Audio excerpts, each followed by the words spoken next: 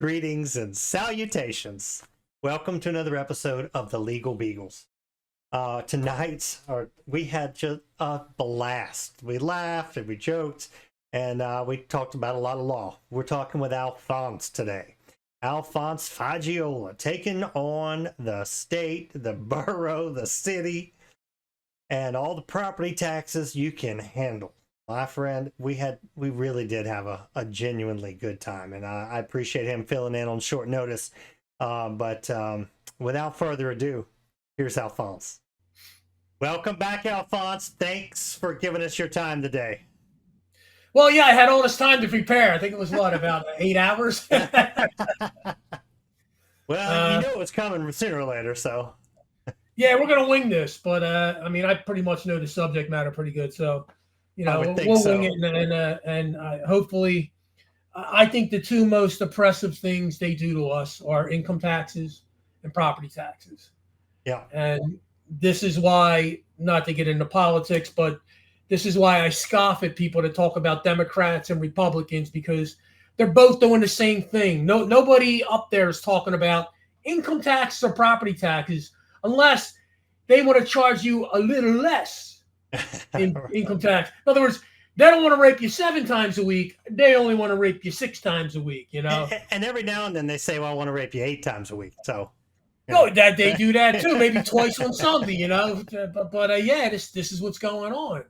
And it's frustrating because, like Steve said, it's a wonderful system of law we have. If everyone would just follow the Constitution and the laws as they are written, and what I'm sure you and Brandon have come across this too. What I found staggering, not like Dave Merlin says, you can't predict criminality, so I can't say I'm shocked, but there's stuff that's it's so. I mean, a 10-year-old can read it and understand what it means. And you have federal judges going, well, he's an individual. A judge, did you look at the tax code? An individual is required to file a tax return, okay? Because what they're playing games with the language. And they'll say, like in my county case, they're saying, well, of course, Mr. Fagel is not a corporation. No kidding. Really? That's what we've been saying. Case closed at that point. Did you put an affidavit to make sure of that? But here's the funny part. Here's where they're playing games with the language. Corporate taxpayers in all state statutes, your state, no matter anybody's state, they're legal entities, organized and incorporated under the state statutes, okay, and doing business in the taxing district in the state. Now, they'll say, well, that's corporate taxes. We're not talking about that with you. You're an individual. Well, wait a minute. Then you have what they refer to as a business. Well, you and I will think of a business as someone else that's registered with the state under state statutes. But that's not necessarily true, It might be registered with the state statutes, but it doesn't necessarily have to be registered with the state. As long as the entity that's running a business is filing a tax return with the taxing authority, then they're a taxpayer. So I could be Alphonse's Plumbing, okay? I don't have a tax ID number with the state. I didn't organize and incorporate anything with the state. But I got a truck out there and it says Alphonse's Plumbing. I got business cards. And I use my social security number to open up a bank account, okay? And it's Alphonse's Plumbing, and I'm doing banking with that. I'm taking checks under that name. Even though I'm not organized and incorporated, I'm still running a business, okay? And the state looks at that as, well, you're exercising business privileges provided by the taxing district, okay? So even though I technically am a business, even though I'm technically a business, I'm not organized with the state. In other words, I'm not a corporation and I'm not registered with the state. And then we come down to individual, the third element of taxpayer. You got corporation, business, and you have an individual.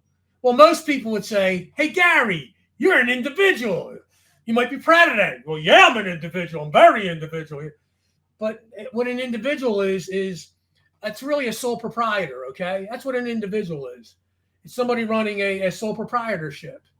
It's also someone that is required to file a tax return. You couldn't be any more clear in the tax code. The main tax code in Pennsylvania that the local municipalities and the county are operating under, it's called the Local Tax Enabling Act. And every state's got their own version of it, but they couldn't be any more clear what a taxpayer is. It's a business or person required to file a tax return.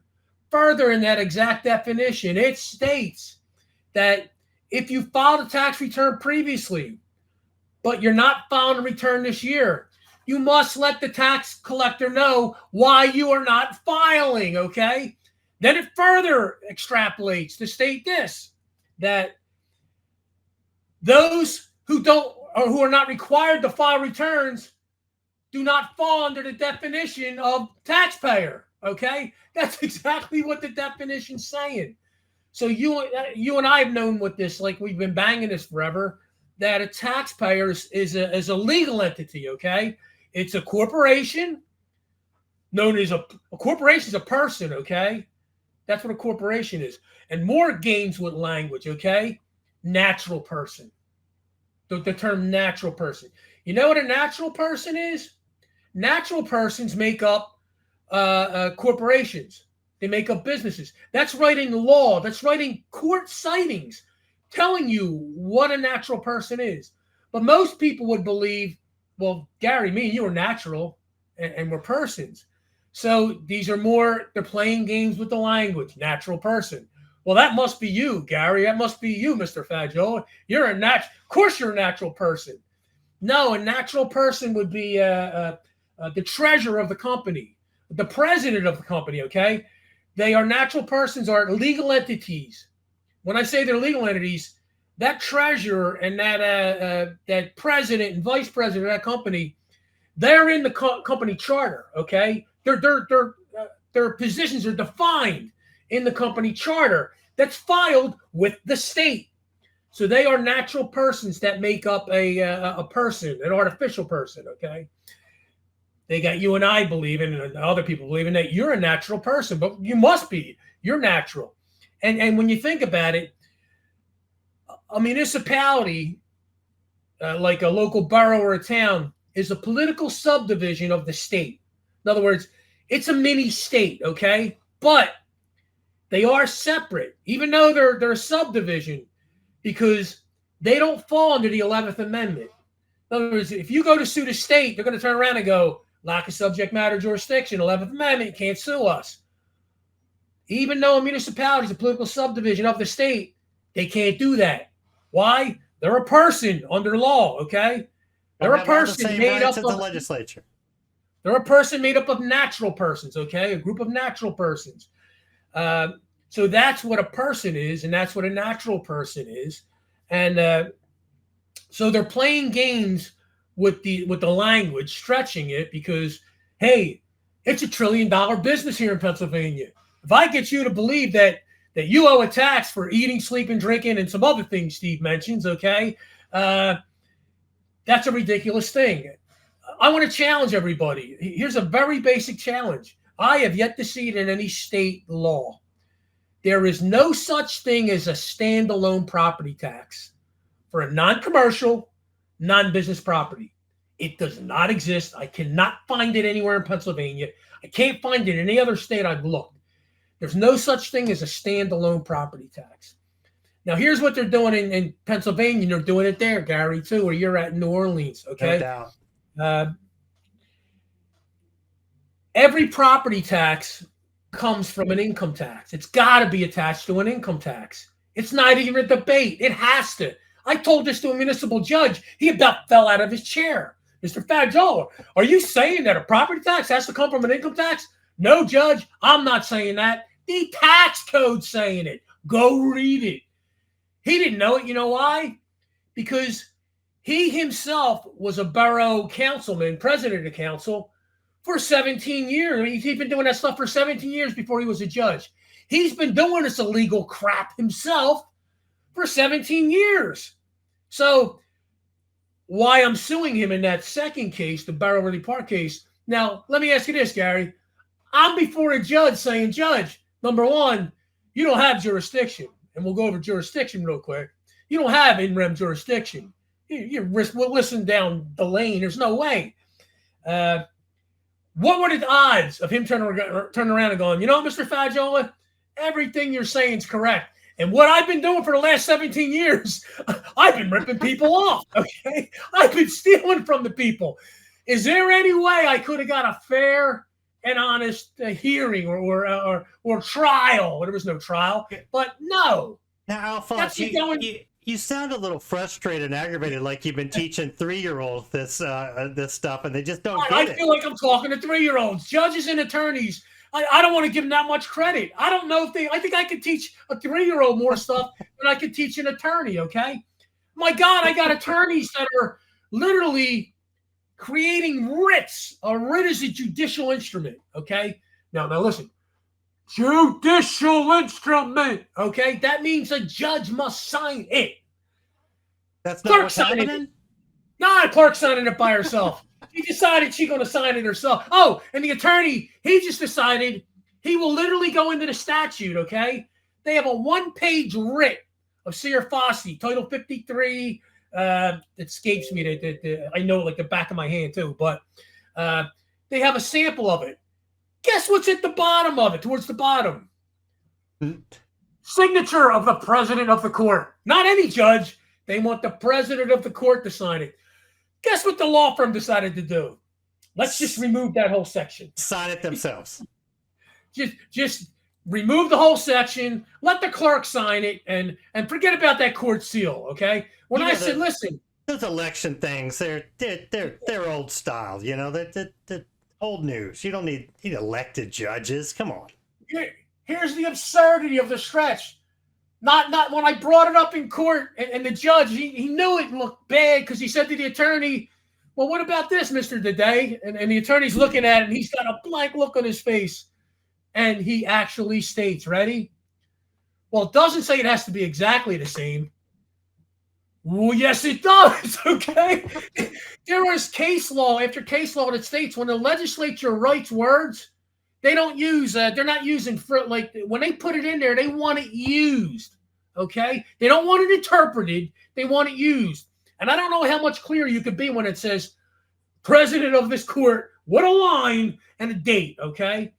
So then that was his excuse there. Well, it didn't say exactly, which I felt like knocking him in the head and knocking him out, but I would have been arrested, okay? Right. But so that's the one problem he had, and the judge is going along with this crap.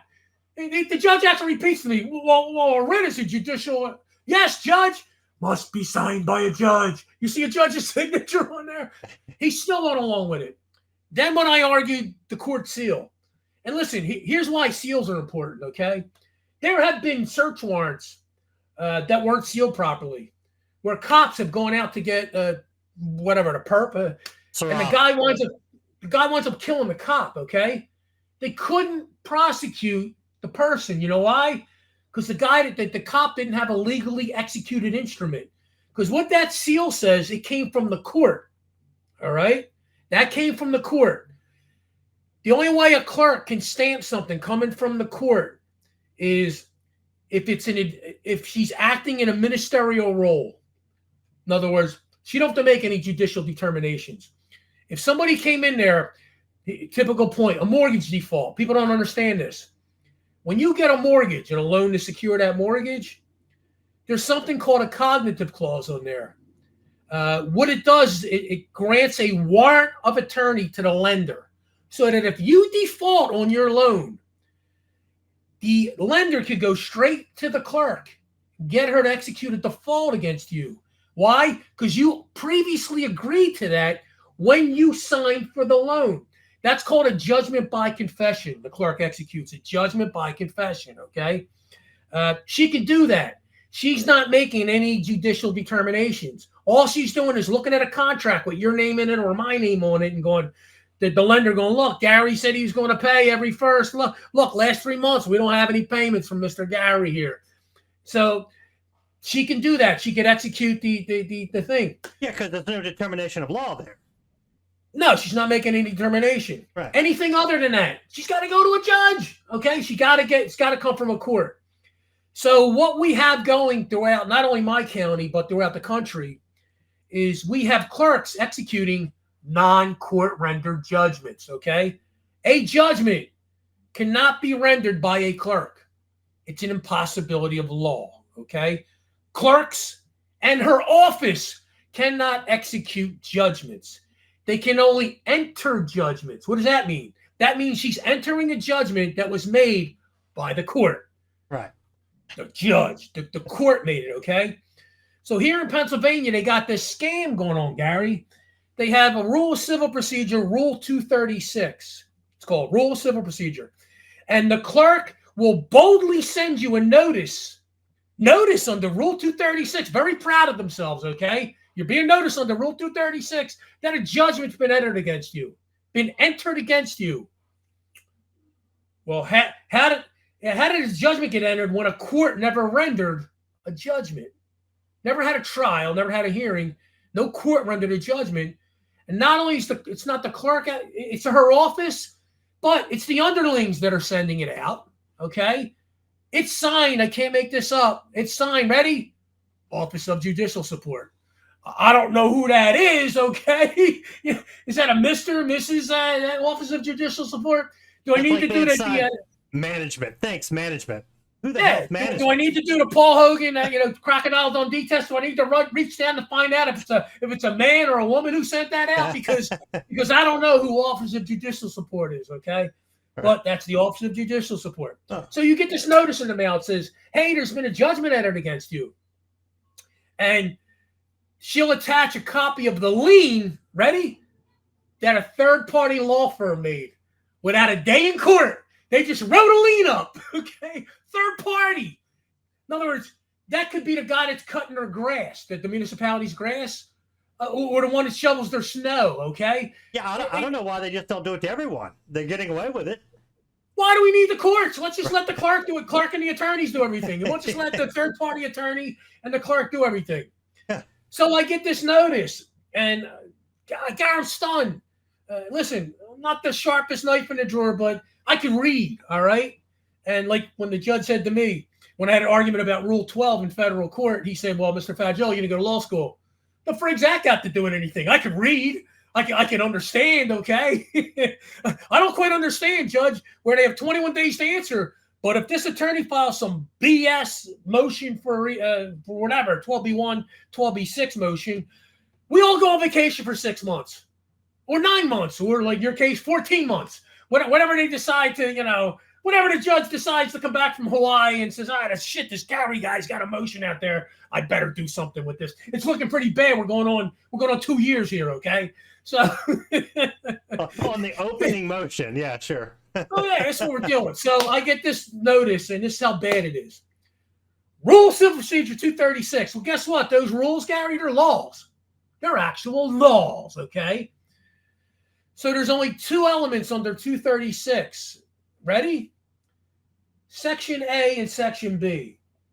One is Section A, a judgment by confession that we just talked about. Right. In other words, if I had a loan default, she could send me that 236 notice without a judge being involved. Why? Because I defaulted on a contract, a loan. Got to cross that one off because this tax bullshit has nothing to do with any of that. So let's cross off A. That's gone, okay? Now let's look at B. Section B flat out states the clerk is to notice the parties of any entered order or judgment. Okay? Now, what did we just say? Clerks can't enter orders or judgments, and her office can't do it. So what that Section B is saying, if the court had entered an order or judgment, in other words, signed by a judge, that would fall under that Section B. Then she could send me that notice with a copy of the judge's order attached to it, okay? Signed by a judge. Well, guess what she attached? The attorney's lien, okay? In other words, the third-party attorney who's got nothing to do with me or anything in my property. She attached that. Gary, is there a judgment or an order? Was there ever a judgment order in that case? Sure doesn't sound like it. Guess what else is on that Rule 236 notice at the top? There's a civil case number. Oh. In my state and your state, most every state, okay, a civil complaint can only be commenced by the filing of a complaint. A tax lien is not a complaint, okay? Totally separate. A traffic ticket is not a complaint. A complaint, you know what a complaint is? Yeah. You've got to file a complaint and state a cause of action, right? At least one cause of action. Harm or injury had to happen and has to be signed and verified by a citizen of the United States. And you better have one cause of action, right? Basically, that whether it's right. I don't care what it is, contract breach, duress, fraud. You better have one cause of action in there. So that never happened, right? So now we have a paper with a civil case number that came out of thin air. In other words, there was the only way, think about it now. Is it on the docket, though? Is it on the court's docket? In the docket. They docketed it as a civil case, okay? Wow. Now think about this. These are creatures of statute. And I'm not making this, that's what the language is, okay? It's actually in law and it's in case law. They're creatures of statute. What that means is they have no inherent rights or power to do anything whatsoever beyond what the legislature expressly grants them to do in a strictly constructed statute. That means you can't look at the statute and say, look, it says house. You have a house. Oh my God, I could tax you and take your house. No, that's not what the statute said. It don't talk about any process like that, okay? Especially after Chevron, right? Right. That's the only difference with Chevron is Chevron's on the federal level, okay? Right. But we have Chevron happening down here in the state level too, okay? Especially in the municipal level. We got Chevron left and right. We got agencies going, that said house. Shit, that allows me to tax them. And hey, if you don't pay me, just go take his house. No hearing, no nothing, no trial. Just go take it. We'll sell it. We don't own the deed. We don't have the deed or nothing, but we'll just go sell it. Another thing that made me laugh was they're hollering about my name's not. So that was a big issue for them because I never changed the deed when my parents passed away. Why? Because I didn't need to. Because I'm an heir on that deed. That deed my parents have is a warranty deed, okay? It's a fee simple. It's a fee simple deed. It's the most superior deed you could have. And when you see heirs, that's you and me. That's in other words, I'm on there already. Why would I need to go through probate and change everything if I'm on the freaking document already? I don't. And I found about 20 pages of case law that said, you ain't got to change nothing. Judge didn't really want. You mean your parents didn't give interest to the city when they died? Yeah. Oh, that's a whole other animal when we look at that one. The whole inheritance tax and how that's really. Right. But so no, you really don't have to do anything. The only reason you have to go through probate is if I wanted to turn, say, the year my mom died, whatever, at that time, say I was going to sell the house right away. Well, then you may have to go through probate just to prove that there's no liens on the property to sell it to somebody. But I had no intention of selling the property, so I don't need to do anything with any deed. The property's mine. And like they told them.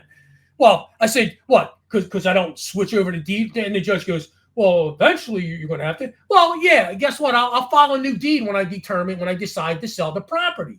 I'll create a new deed and I'll file it. But I don't need to do it now. I'm not doing anything with the property. You can't tell me what to do with my property. If I don't want to change the deed, and there's a term, actually, there are businesses out there, people that do this, that they buy property and they don't record it, believe it or not. They wait.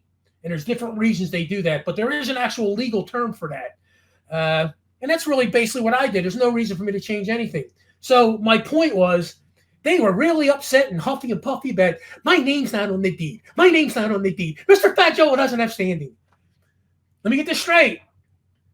I'm the heir.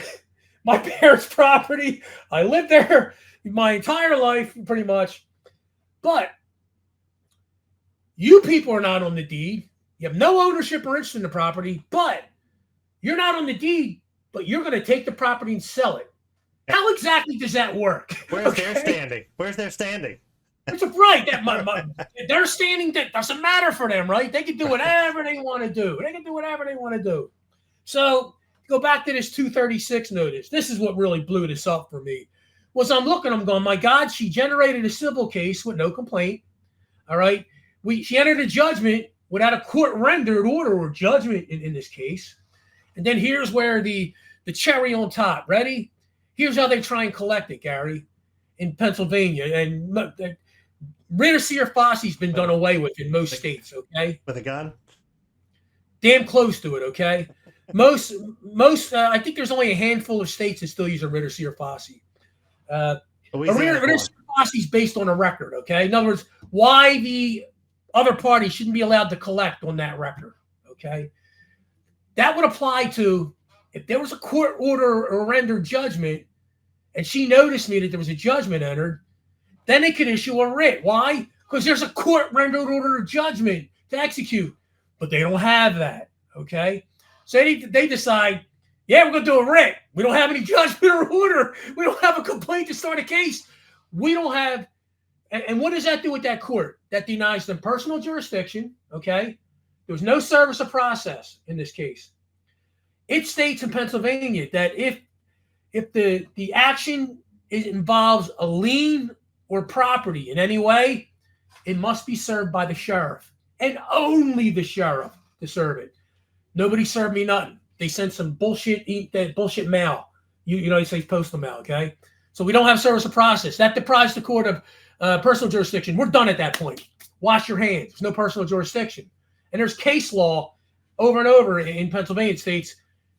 That's not the other party's problem. If you don't execute personal jurisdiction properly, you're shit out of luck, okay? You did that. Then there's subject matter jurisdiction, okay? And there's a great case.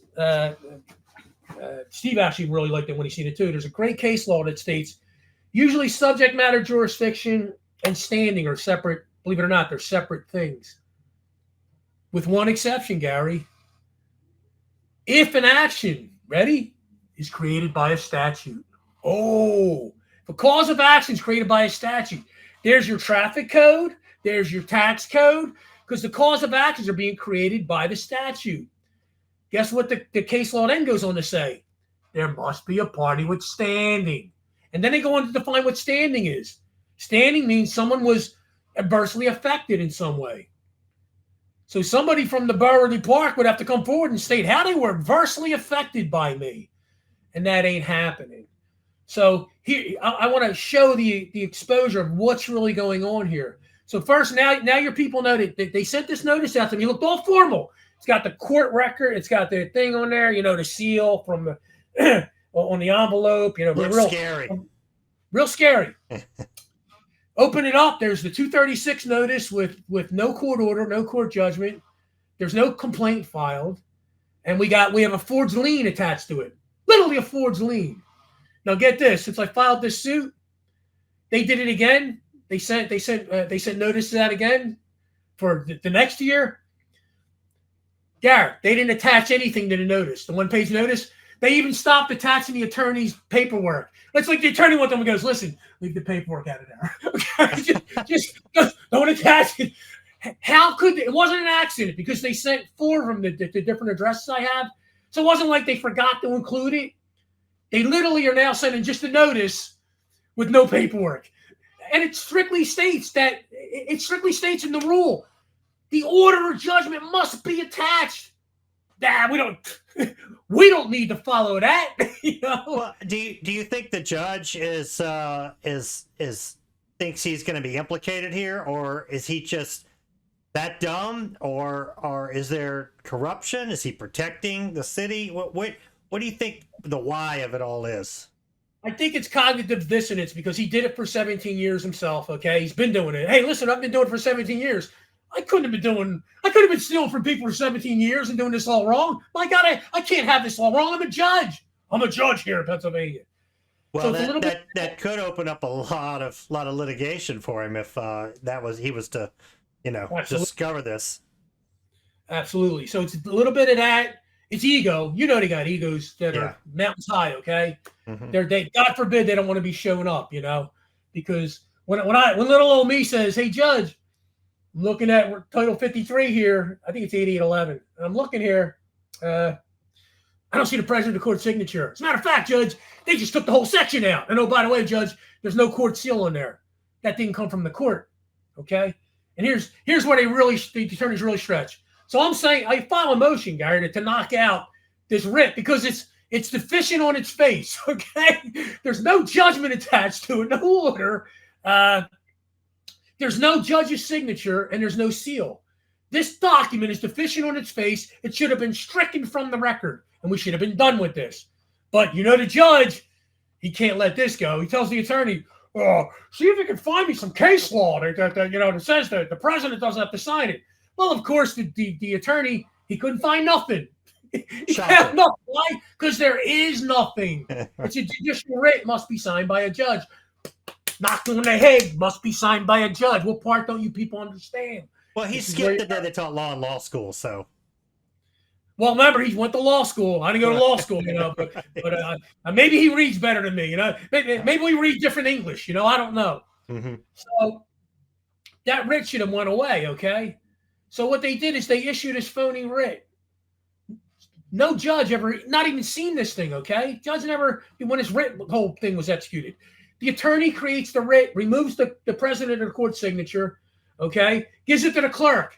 The clerk signs it. Never gives it to the president of the court, never gives it to any judge to look over or to verify, okay, with a signature. They then have the sheriff serve you the writ, okay? The sheriff comes out and serves it to you. And I knew something was weird because we were in court. Me and Carmen were sitting there waiting for one of my famous hearings, Gary, where it's prime time during the day, and I'm in an empty big courtroom. I'm in a huge empty courtroom, okay? It's me and Carmen and nobody else except the other attorneys, okay? And they usually send 4 or 5 people to come against me, which I think is a badge of honor, They had boxes up one time. They're running boxes up. I'm like, little old me over here, and they're running boxes of stuff up there. So they're I watched Sarof's hearing last week, and he was the only one in the courtroom too. Yeah, it's funny that I was professional about it, I thought, but in a previous hearing, I sort of took the judge apart when he said, Mr. Faggiola, well, you don't live at the property. He said, but what are you renting it or are you leasing it? Judge, it's irrelevant to the action. Okay? Puts his head in and he goes, well, maybe. Judge, it's none of your business. It's none of the Commonwealth's business. It's none of the county's business. It's none of the borough's business what I do with that property. I do anything I want with that property. Silence in the courtroom. Last time I had a gallery of people in there, okay? Gone. My next 8 hearings, empty courtrooms. Me, the judge, and this is how it's gone. They don't want this out there. So this is how the scam's going is you're getting these cases like Brett said in his traffic case. He fought and he won that basically where they never commenced the suit properly, okay?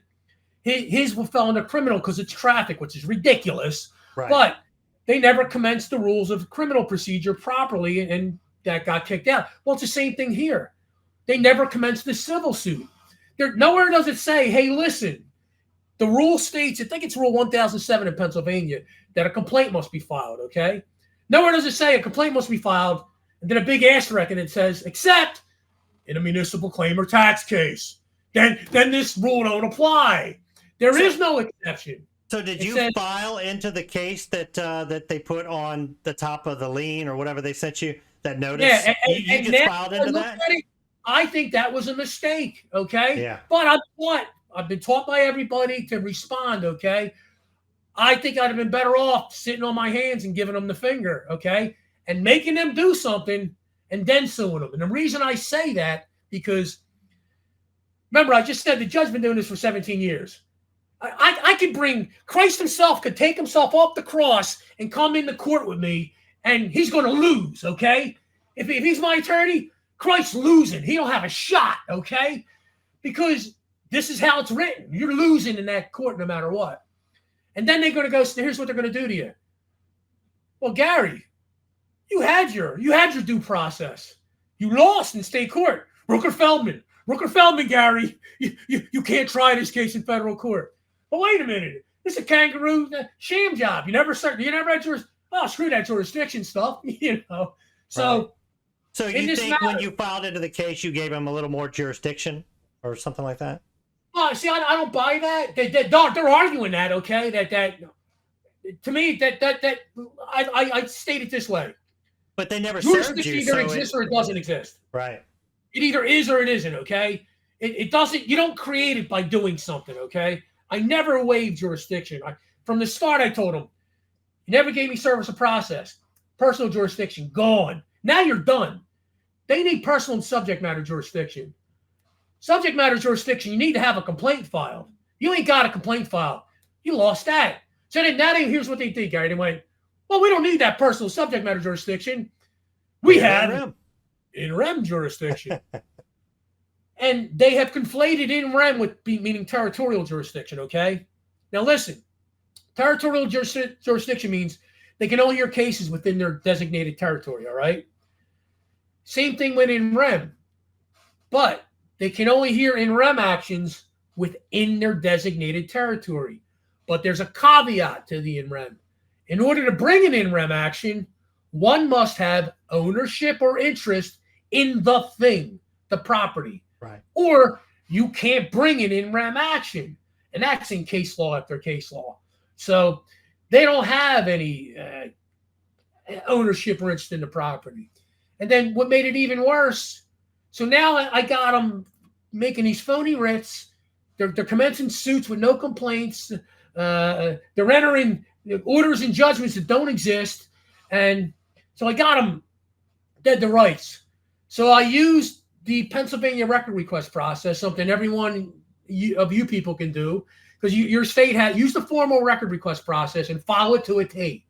Because I sent record requests in, and one of my record requests, Gary, who authorized the third-party law firm, Portnoff Law Associates, scumbags, Michelle Portnoff scumbag, who authorized them to create liens against my property?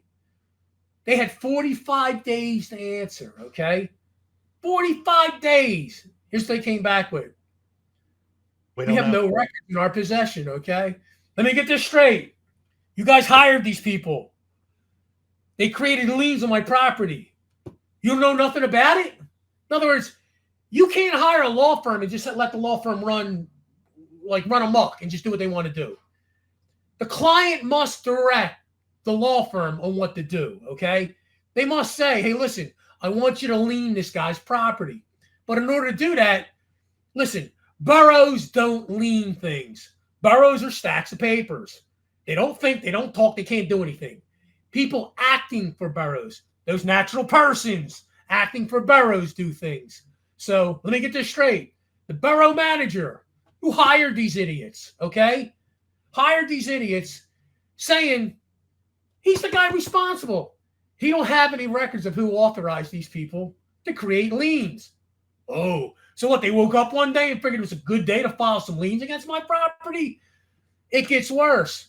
I further took them down the record request process and said, remember, here's how bad it is, Gary. That third-party law firm, they're not a tax collector, okay? They can say they're collecting taxes, but the state legislature never authorized them to do anything. They have no legal authorization. They can work for the borough, but the borough has to dictate what's happening. They just can't go, well, the borough hired us. We're going to go be tax people now. We're going to go make legal determinations of who's a taxpayer, and we're going to go lien properties and take properties. That's what they're doing, okay? So I further asked, when they send a letter out to me, Gary, the law firm, get this now, they state, and the reason she did this is because she got sued for this. So she specifies in her mailings now, the law firm, this law firm is a debt collector, collecting a debt. Oh, thank you. Because when I looked up cases she was involved in, I found a case that went through the Supreme Court on appeal, okay? Ready? They specify debts are only by contract, okay? Taxes are not debts, okay? Taxes are obligations.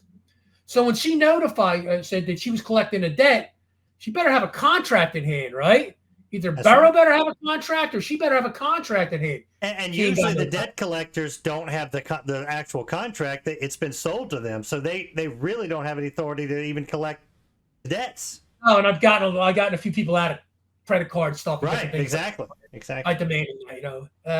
But yeah, so now let me get this straight. I ask, please provide me any records of debts owed by me. Okay, we have no such records. Please provide me records of any debts owed for any of my 3 properties, and I list the addresses. None. Okay. Please, ready here. Please provide me a record of any debts owed whatsoever about anything about my properties or me. No such records. Okay, so how are these guys collecting something, okay, that doesn't exist? So here's what's happening here. This little law firm that was a little law firm at one point, she has about 225 clients throughout Pennsylvania, municipalities, okay? Wow. This woman's responsible for probably $400 or $500 million of fraud by executing these phony writs that we just talked about, filing these phony liens. Remember we said the lien? Attorney can't come in and file the lien. I don't care. He could say filed it by the word of God, you know, because just because he's saying, well, it's a tax claim. Dude, I don't care what it is. You better first prove I'm a taxpayer. How do you do that? You better have a tax return, a corporate charter, or some receipts of me doing business in the taxing district. You ain't got that, you better not be filing that crap. But that's what they did, okay? So the law firm, here's where it gets really talk about devious. In order for her to have a contract with these municipalities, she makes the municipalities pass an ordinance, ready? That she could collect her user fees to collect these taxes or debts. Here's what she did in my case. The original forgeries for the 3 properties came up to about $7,000, okay?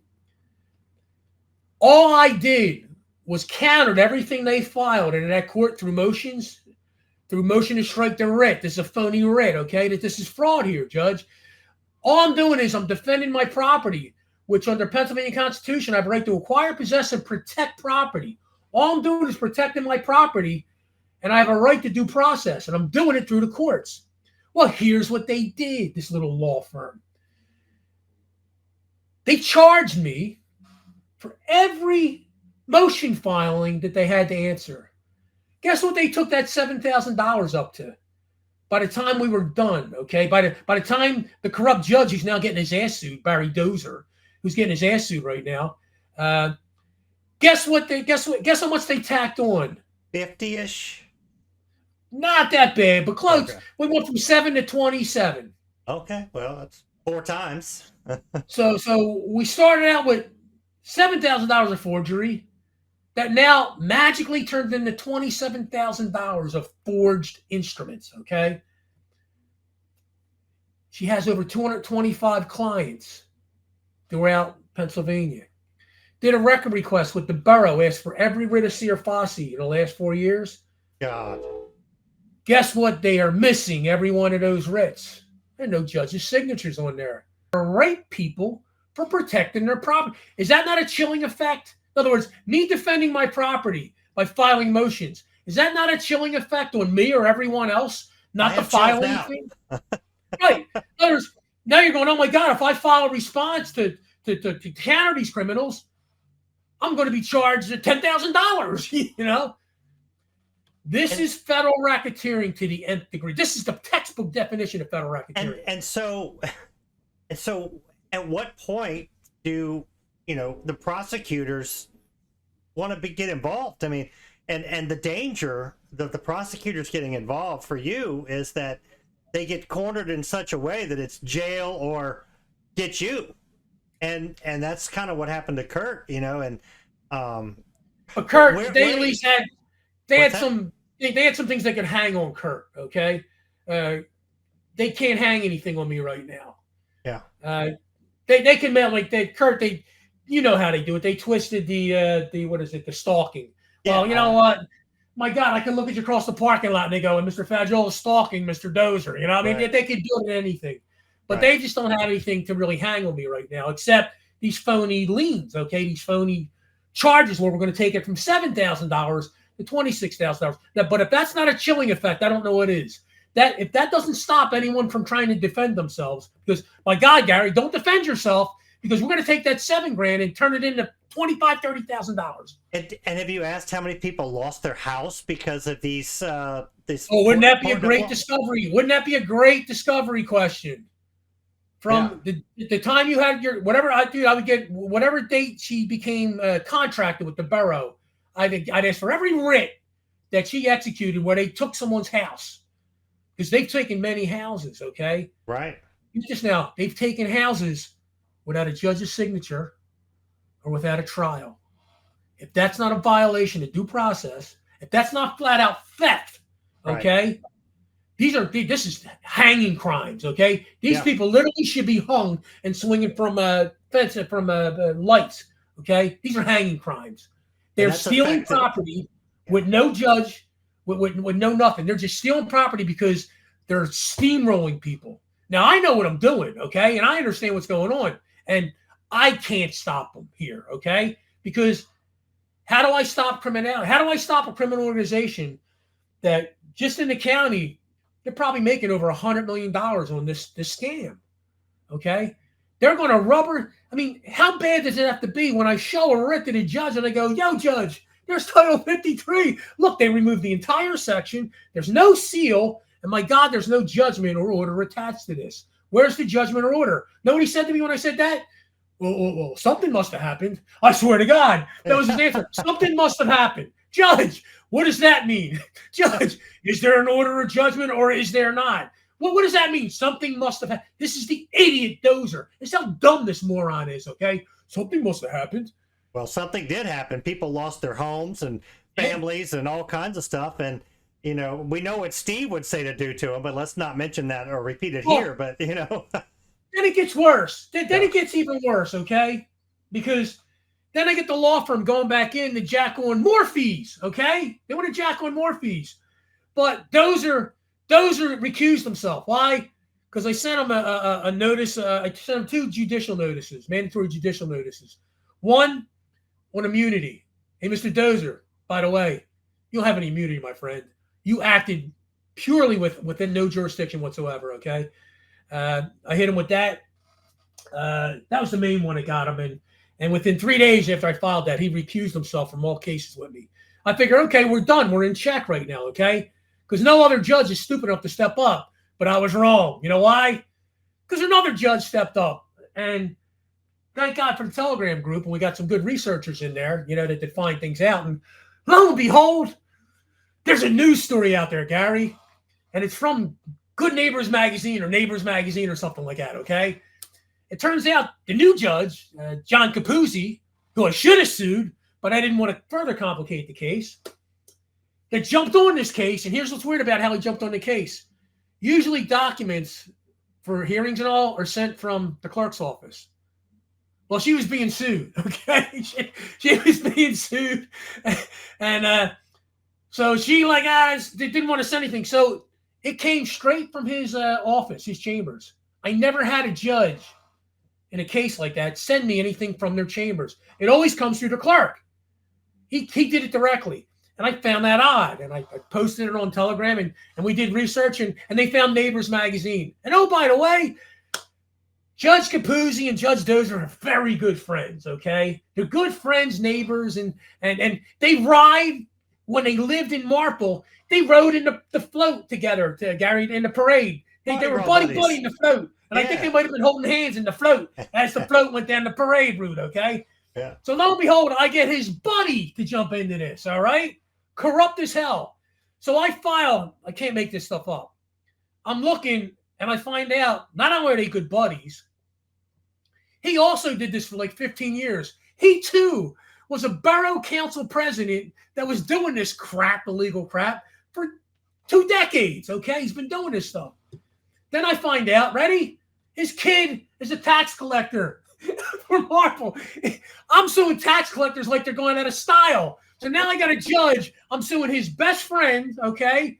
I'm suing a tax collector, which would mean His kid's now open up for major liability, depending on what happens with her, with this first tax collector.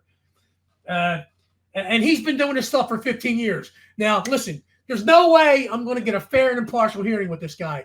So right away, I file motion to recuse. Not only motion to recuse, disqualification. No, motion to recuse and something else. But basically, it would remove him from the case altogether. Okay, so I file this. It's not on the docket. Not seeing it in the docket. Okay, week passes. Not on the docket. 2 weeks pass. Not on the docket. 2.5 weeks, and his bullshit hearing's coming up now, Gary. I got to go to his bullshit hearing. My motion to recuse is somehow not on the docket. I knew it was a clown show, and the only reason I went there because they were threatening the sheriff to sell the house, which I was never going to let them do. I had the money to pay for it. I just took it to the end, but I knew what their game was. If I didn't show up, they were going to jack the price up, not tell me the figure, and then sell the house because I don't know the figure to pay off. So I had to show up just to get the figure. So I'm in there, and I know I have no chance of getting any kind of fair hearing with them. And I bring up, hey, I filed a motion to recuse. You can't hear this. Your kid's a tax collector. Okay. I'm suing tax collectors like they're going out of style. You did this stuff for 15 years. So in order for you to rule for me, you'd have to rule that everything you did for the last 15 years is wrong. That's not going to happen. And, by the way, your buddy, you're good friends with Dozier. You guys riding a parade float with him. And I kept jamming that in his skull, okay? Your buddy that you're riding the parade float with. Dude, I kept hitting. He got so mad at me, okay? He got irate, okay? Because I sent this stuff to his house also. Hey, you know what? You send me crap, I'll send it to your house. So finally, with me hitting him with the parade float thing, he gets so mad. He screams, "Don't you ever send another piece of mail to my home." I look at him, I go, "Don't you ever send another piece of mail to my home," okay? I said, anything you send to me, I'm sending to you. Silence, okay? There's the attorneys, nobody else in the court, except there's like 7 people now. They got bailiffs, they got the court reporters. Dude, I never had that. There's more people up on the bench, around the bench, than there is actually trying the case, okay? There's more people there. I don't know what they were there for, like witnesses, or I don't know what it's for. But they're silenced. They've never heard a judge talk to like this before. And listen, I don't owe that guy any respect whatsoever. He's honorable my ass, okay? Right. He's a criminal, all right? He's a flat-out criminal, and he's a scumbag. Because now, I go, I filed a motion to recuse. I said, it's not on the docket. I swear to God, he says to me, Gary, "What are a little backed up in there?" Whoa, wait a minute. I filed a motion to recuse. It's like it's 7, 8 pages. You take it, you scan it. They got automatic, but the scanner's like this. Yeah. Bip, bip, bip, bip, bip, bip, bip. It goes real fast, okay? That could have been done in like 2 minutes. Yeah. So he puts through his bullshit order to give him even more fees, okay? He tacked on more money for the criminal third-party attorneys, all right? He jacks up the fees. Then, get this now. 1.5 passes, all right? I get a notice of denial for my motion to wait. It finally gets docketed on day 30. Now, get this. It's been missing. My motion has been missing for 30 days in that court. God knows what. I think it went on vacation with my with my federal cases. Okay, I think it's on 12 Chili Dick. Yeah, it's in Hawaii, I think, or something. You know, my motion went on vacation for a month and it returned. Okay, so my motion decided that it ran out of money or something, and it returned from vacation, and it put itself on the docket. Magically put itself on the docket after 30 days, and I got the post office thing because I actually sent it certified. For one reason, I knew she was going to do this crap. So 30 days, the day after it gets docketed, he denies the motion. his own recusal. My God, he did this for 15 years. That's his buddy that I'm bringing up in federal court, and his kid's a tax collector who I called a criminal basically in the recusal. Listen. What your kid's doing and what you're doing, what you did for 15 years, these are criminal actions, okay? And I laid it out why they're criminal. And I hit him on the you want it when you're hitting the judge, you got to hit them on the judicial canons. Okay, attorneys are the rules of professional conduct you hit them with, and judges are judicial canons. And judicial canons are pretty short; they're like a page, about 6 or 7 canons you'll usually find. Well, he ticked off some doozies. Okay, he ticked off, him and his buddy ticked off ones like this. If a judge gets a writ before him, okay, a judicial writ, and he knows it's not signed, guess what that judge has a duty to do? Dispense of it. Not only dispense of it, report that attorney to authorities, okay? That attorney is literally forging documents. He's executing court orders, that attorney, without any judge. That's a crime. If I did that, if I executed a document like that, they would, before I got caught my breath, they would have people at the door knocking my door down to arrest me, okay? That's right. So he had a duty. That's part of the judicial canon that he has to report. But maybe the lawyer was paying the judge, so yeah. Well, I know that's probably going on too. There's probably under table payments and all that.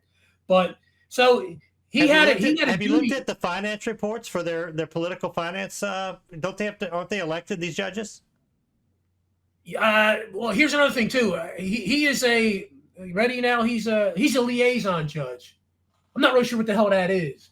He's sort of like an in-between judge, I guess. He's a liaison to some. I don't know what he's a liaison to. Okay, that's stealing money from you and me. All right, that's what he's a liaison to. He's a liaison between your wallet and the bank. That's what he's a liaison to. Okay, because he's not a judge. He's not following no laws.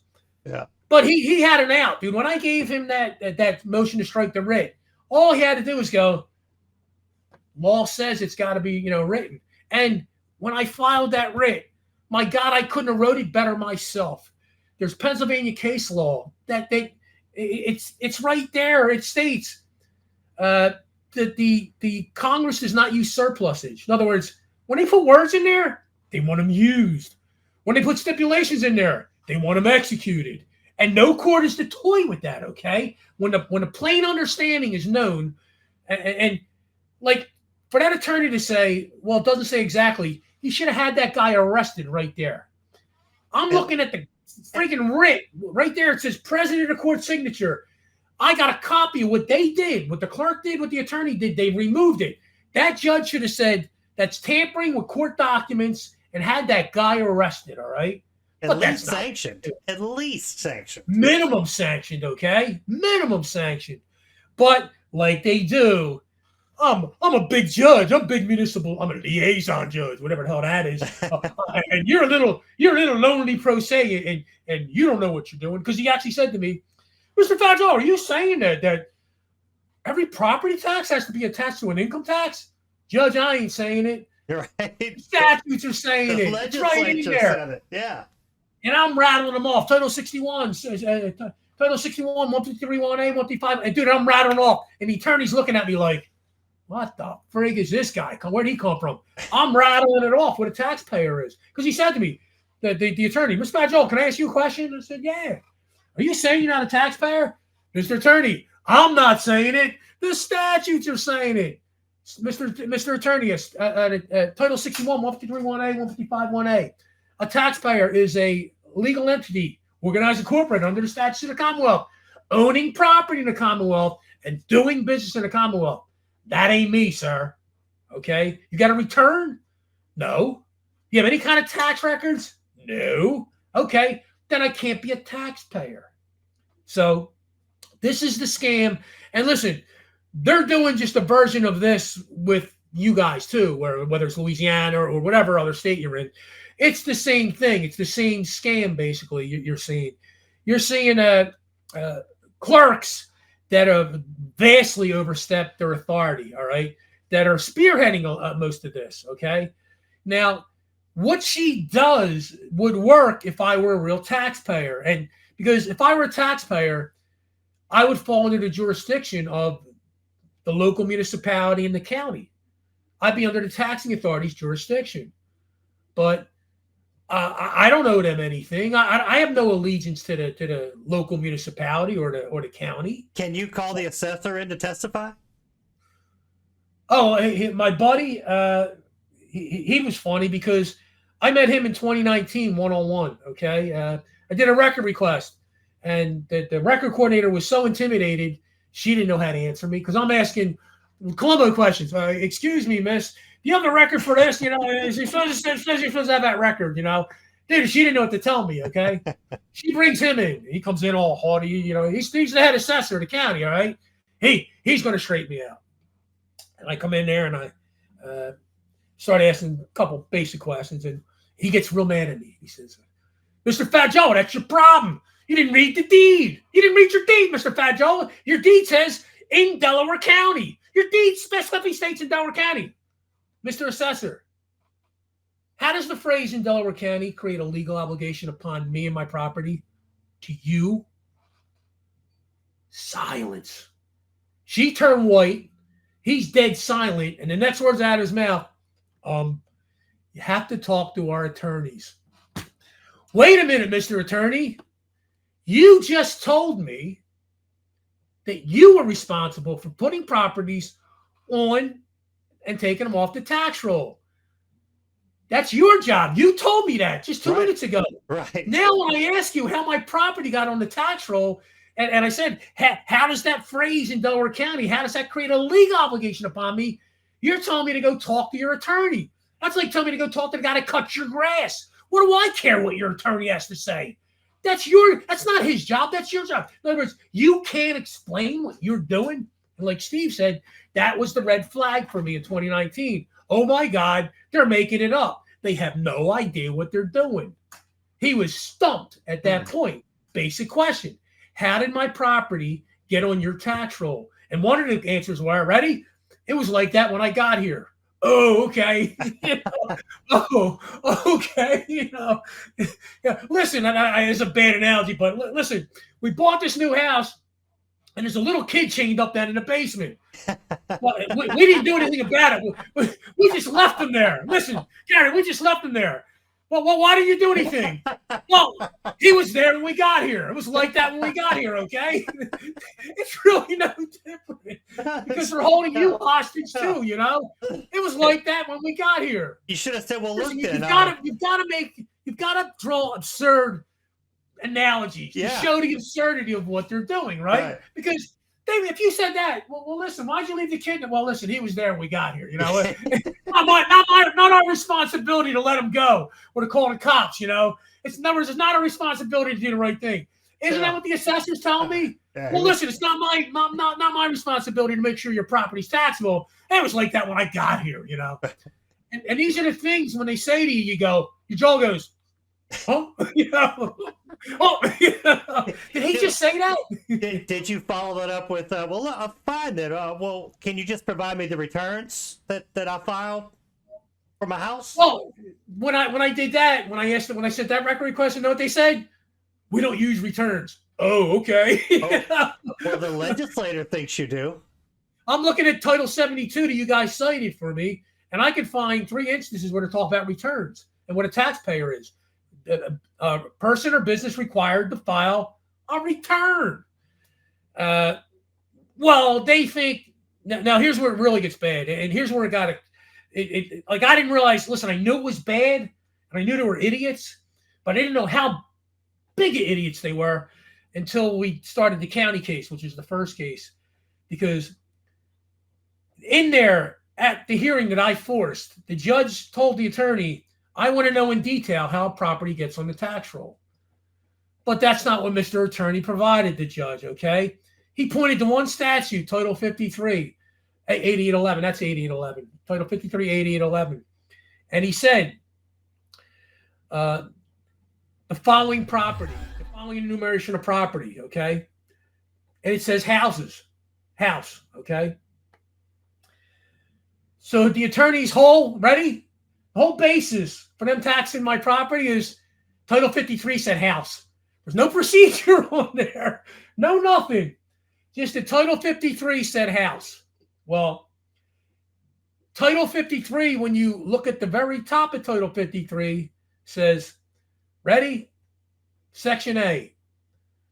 The following enumerated list of properties made taxable by the laws of the Commonwealth. Well, Mr. Attorney, what laws made the house taxable? The statute didn't make it taxable because it said house. In other words, the statute can't be self-executing. The legislature can't write like guitar on there or keyboard or dog, okay? And because I got a dog or a keyboard or a guitar, it's now taxable. No, the statute can't be evidence. Headlines of the day. Alexa, stop. The statute can't be evidence of itself. All right. So I said to the attorney, I said to the judge in the hearing, he bypassed Section A. What laws of the Commonwealth made the property taxable? I said the only laws can make the property taxable. The revenue laws, Title 61.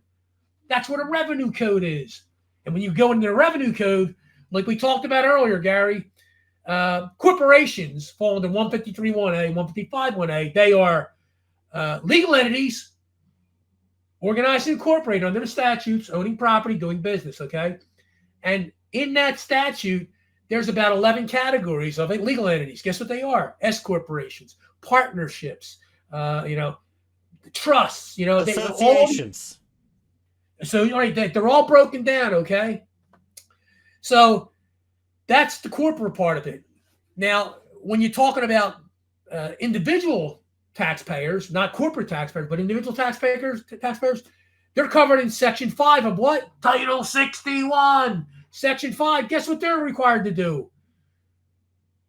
Required to file a tax return, okay? So both the corporations under Title 61 are required, and the individual is required to file a return. Remember, a business does not necessarily mean it has to be a registered business. That guy could be a sole proprietor, Pete's Plumbing, running using a social security number as his EIN number, okay? And having a bank account and having a truck with Pete's Plumbing and literature. But he's still not, technically he's not organized and incorporated under the statutes. He is an individual. He's a sole proprietor. And here's the other. They just forge the returns like they do the liens. I don't think they need them. They said they don't need them. Okay. And here's where it gets even worse when you dig into this. Remember I said there's no such thing as a standalone property tax, always attached to an income tax. Here's how the property tax gets linked to the income tax. In the income tax, any income tax you have there, your local income tax stuff, you're going to find the word domicile. Okay? A domicile is a place of business. Okay? As a matter of fact, it's defined exactly in Pennsylvania as a base of operations. Okay? Listen, me eating, sleeping, drinking, and taking a leak in my toilet is not a base of operations. Okay? There's no operations going on here. That's not a base of operations. Okay? So that's what a domicile is. And here's the great part: when you go on to the state's revenue website, okay, the Pennsylvania State Revenue website, they talk about changing your domicile, what you need to do to change your domicile, all right? And in 2 of the 3 elements, know what they state? The base of operations. Base of operations. They're talking about someone using a property for a business.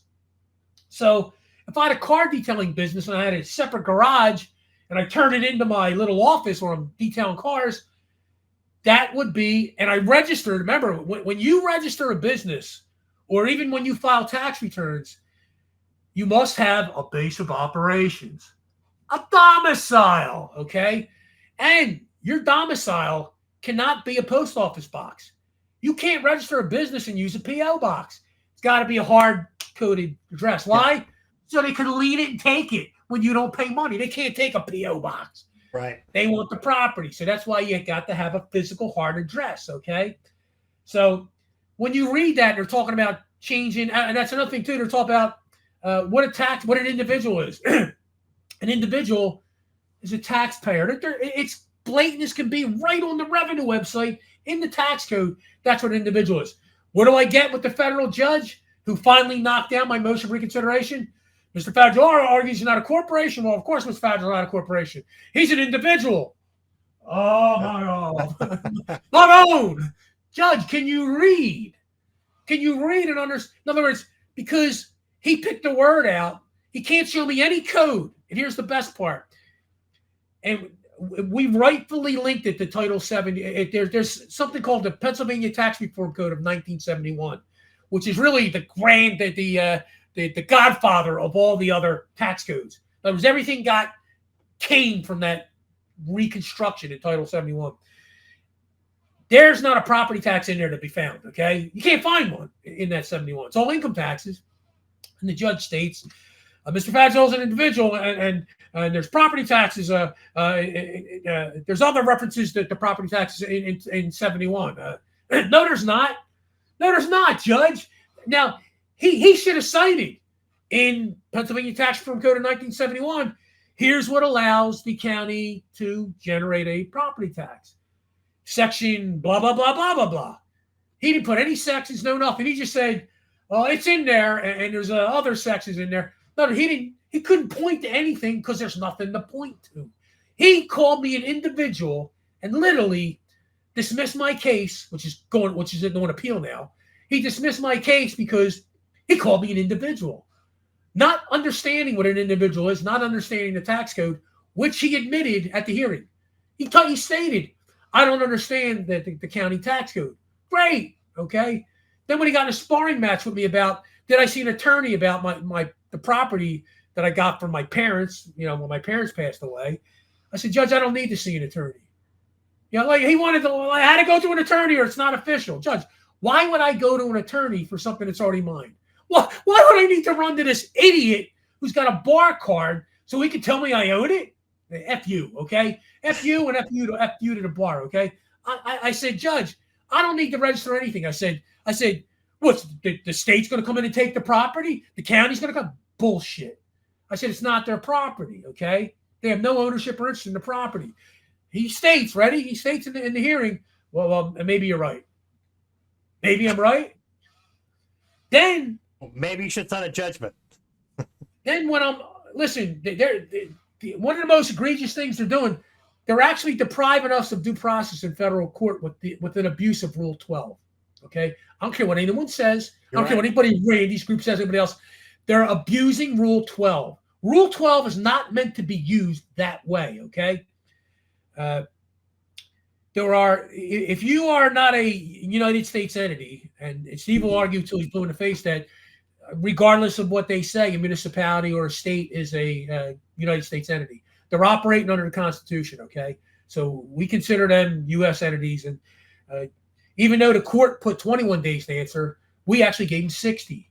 So there wouldn't be any bullshit, okay? But there's no way. There's actual rules. I think it's Rule 1, and there's actual when you first open up the rules of civil procedure for the appellate court, it's like one of the first few things in there.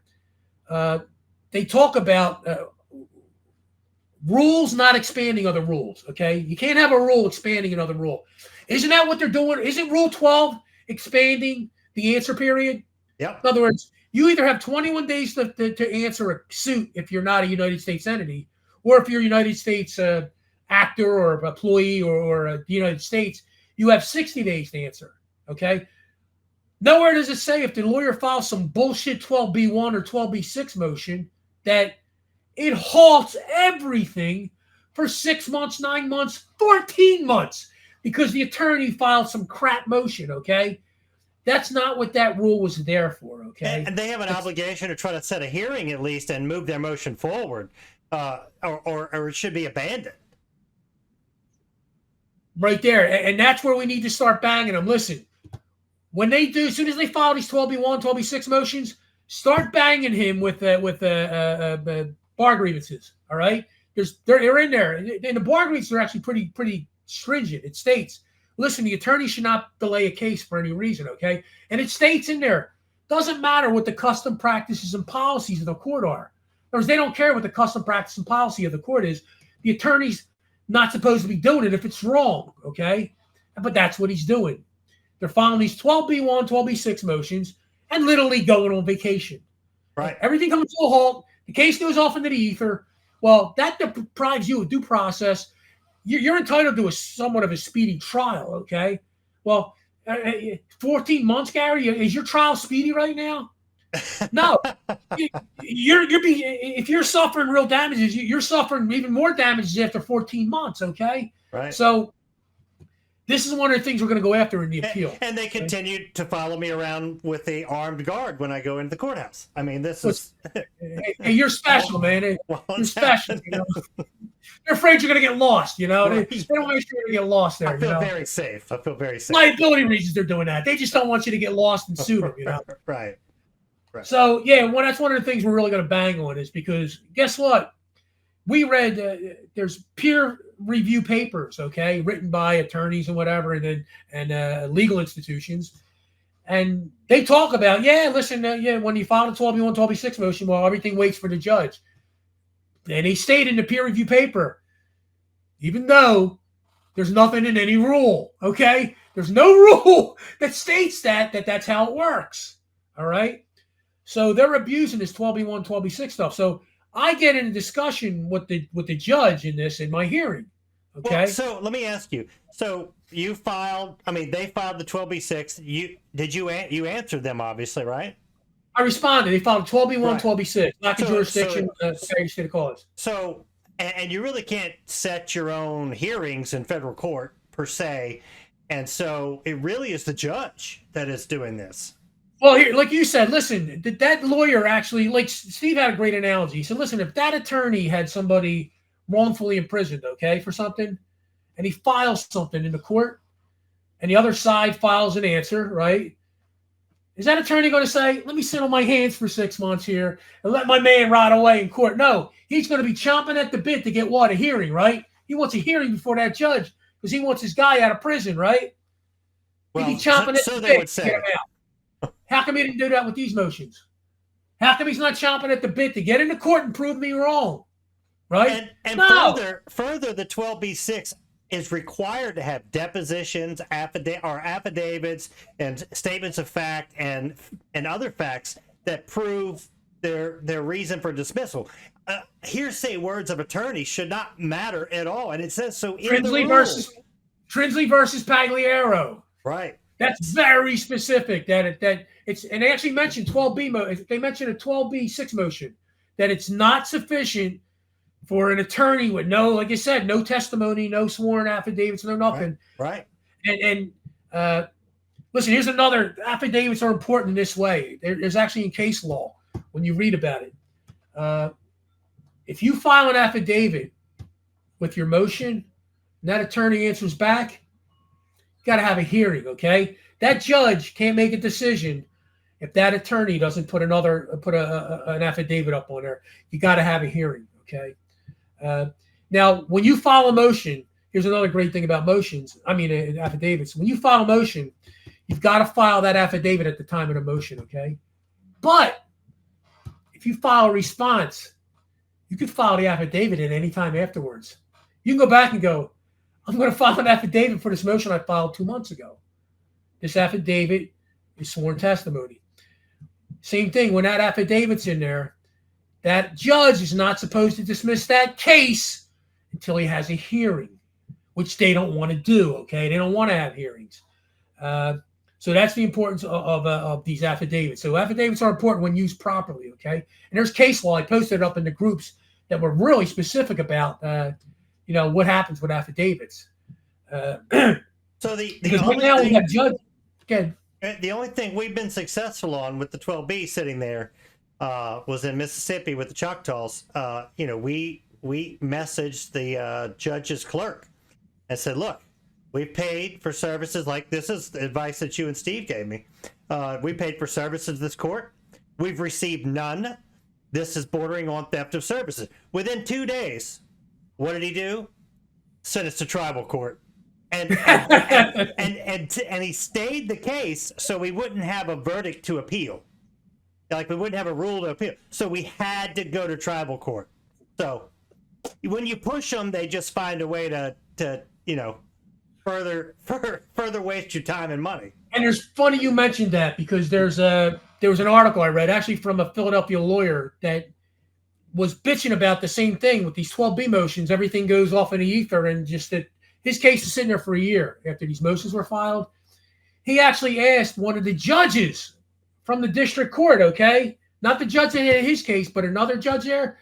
The judge, now get this, the judge recommended he contact the other judge or the assistant and press the point. He did just what you did, Gary, okay? Press the point. Guess what the judge did? Dismissed his case, okay? In other words, it was like vindictive. Hey, don't you tell me what to do. Boom, I'm going to dismiss your case. That's not how this is supposed to work, all right? Right. No. Now, look at my case with the borough case. Listen, he's going to come down and say it's a tax case again. He's going to dismiss it. My question is, why hasn't he done it already? Because when I filed for the motion for an emergency injunction, he had to give me a ruling. He showed me his hand. He had to show me his hand with what he wrote in the emergency injunction. And he's going to call it a tax case. My question then is, that was a couple months ago, okay? Why didn't he dismiss the case at the same time? If that's his verdict, why is he still sitting? Why are we 9 months into this case, this second case? And why is he still sitting on his hands if it's a tax case? Because I told Steve, and Steve didn't believe it at first, but he's holding that second case to see what goes down with the first case. He wants to see what's going to be done, okay? I woke up, I gave up looking at my email because every day I would wake up waiting to see a dismissal for the second case. And after a while, I just said, screw it. He's not going to do nothing until there's some headway on this first case. Mm-hmm. So, yeah, they're vindictive, and that's a problem. It's not supposed to be like that. Right. So I mean, you know, they have, as in it states, they have broad discretion of when and how to rule. So, but what does that But they say? don't have broad discretion of. He's got to follow the rules, okay? The rules say you're entitled to a efficient, speedy trial, okay? That's not efficient and speedy, all right? That attorney, like you said, that attorney files that motion. He has a professional obligation to set his motion for a hearing. And what I now recommend to people after seeing this firsthand, you know what? Even though Dr. Graves tells you don't move the other guy's case, in this case, in federal district court, bullshit, move it, all right? If that attorney files that 12B1 or 12B6 motion, he ain't asking for a hearing, okay? He wants that court to go on vacation for that case to go on vacation for 3, 6, 9, 14 months. Know what you do? You set his motion for a hearing. You set your motion and his motion for a hearing. You press it. You want, and you bang Trinity versus Pagliaro over his head. Hey, listen, this attorney's got no affidavits, no sworn statements, no nothing. He's some freaking creepo in there throwing crap out there because he's got a bar card. No, Mr. Judge. Let's go to oral hearings here. Here you're entitled to 7.1, and there's a federal rule. I think it's 78.1 or so. It's off the top of my head. But you're entitled to oral hearings. So you ask for an oral hearing under those two rules. Most of your local rule will have an oral hearing too. But you press. You want a hearing because you need to move his motion. Because if you don't move his motion, you're in suspension. You're in la-la land. We asked for a hearing. Denied. Well, that's a great appealable issue. Hey, listen. Yeah. But I need a rule. I need a ruling to appeal it. Well, he's going to eventually do some shit with your case. He's going to kick it out or dismiss it, and then you'll have an appealable subject. Right. You know. Yeah, I mean, we got plenty of things to appeal, but until we get a ruling, there's nothing to do. Well, that's what he's doing in my second case. Yeah, like I said, about 9 months into it, and yeah, we're in limbo land. Listen, you just showed me your hand when you did the denial of my emergency injunction. Why at the same time? It's the same language he's going to use. Why not just sign an order and dismiss my case so I can get on with the appeal? Because they don't want that. No. You're going to sit on it. For what purpose does that serve? For him to sit on? Isn't he delaying that case purposely now? The only thing I can think of at this point, Alphonse, is that they think that there's a bigger catastrophe coming than COVID, and they're just trying to hold out before ruling on any of these cases, or they're waiting for the statute of limitations to expire in all 50 states. But that's pretty much out the window with the Kansas Attorney General filing, right? You know, so I mean, and I'm not talking specifically about your case, but the COVID cases in particular, there's a lot of them, and they're just sitting on them. They're just sitting on them. Well, because they're not real good cases for them, okay? Well, no, and neither is yours for the taxes, and you know, and even Merlin talks about the appellate courts. Half the appellate courts rule contrary to what the Supreme Court says in the tax cases. Yeah. So you know, like you said, we're going basics. We're going after the rules. Yeah. And listen, the legislature wrote the laws, not us. Okay. The legislature said a taxpayer files a return. They don't have any returns. Legislature said they need to have an assessment. And oh, by the way, here's what I did in my second case. I should have done it in the first case also. Here's another little trick for people. I filed a judicial notice two judicial notices into the second case. Judicial notice of counterfeit documents. Hey, judge, Mr. Attorney filed 53 property record cards, okay? He filed them as being assessments.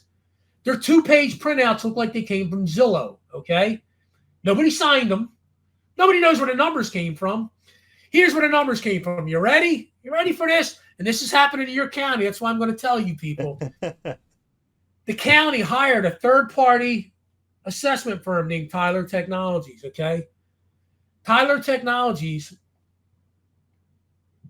let me build this up too first. Early on, I asked a lot of record request questions. And when I sent a record request in, I asked for the authority I asked for the actual assessments, the procedure they follow to assess my property. I didn't state this, Gary. She stated. Now, listen, I know where this came from because she don't know where to ask from a hole in the ground, okay? Ann Coogan don't know where to ask from a hole in the ground. And she's here, hey, Ann, I know you don't know you're asking from a hole in the ground. She went to the head assessor, the guy she brought up to meet with me, that told me, it's like that when I got here. The kid was locked in the basement when I got here. He was that guy. Right. So he's the one that told her, we follow USPAP guidelines, okay? Oh, right. USPAP is a national assessors organization, okay? And they have guidelines. Like everything else, you got to have guidelines on how to do things. You can't have people running around pulling stuff out of the rear end and doing it and calling it an assessment, okay? She said that, and I said, great. And so I did another record request. Please have the county send me all records for this assessment, okay?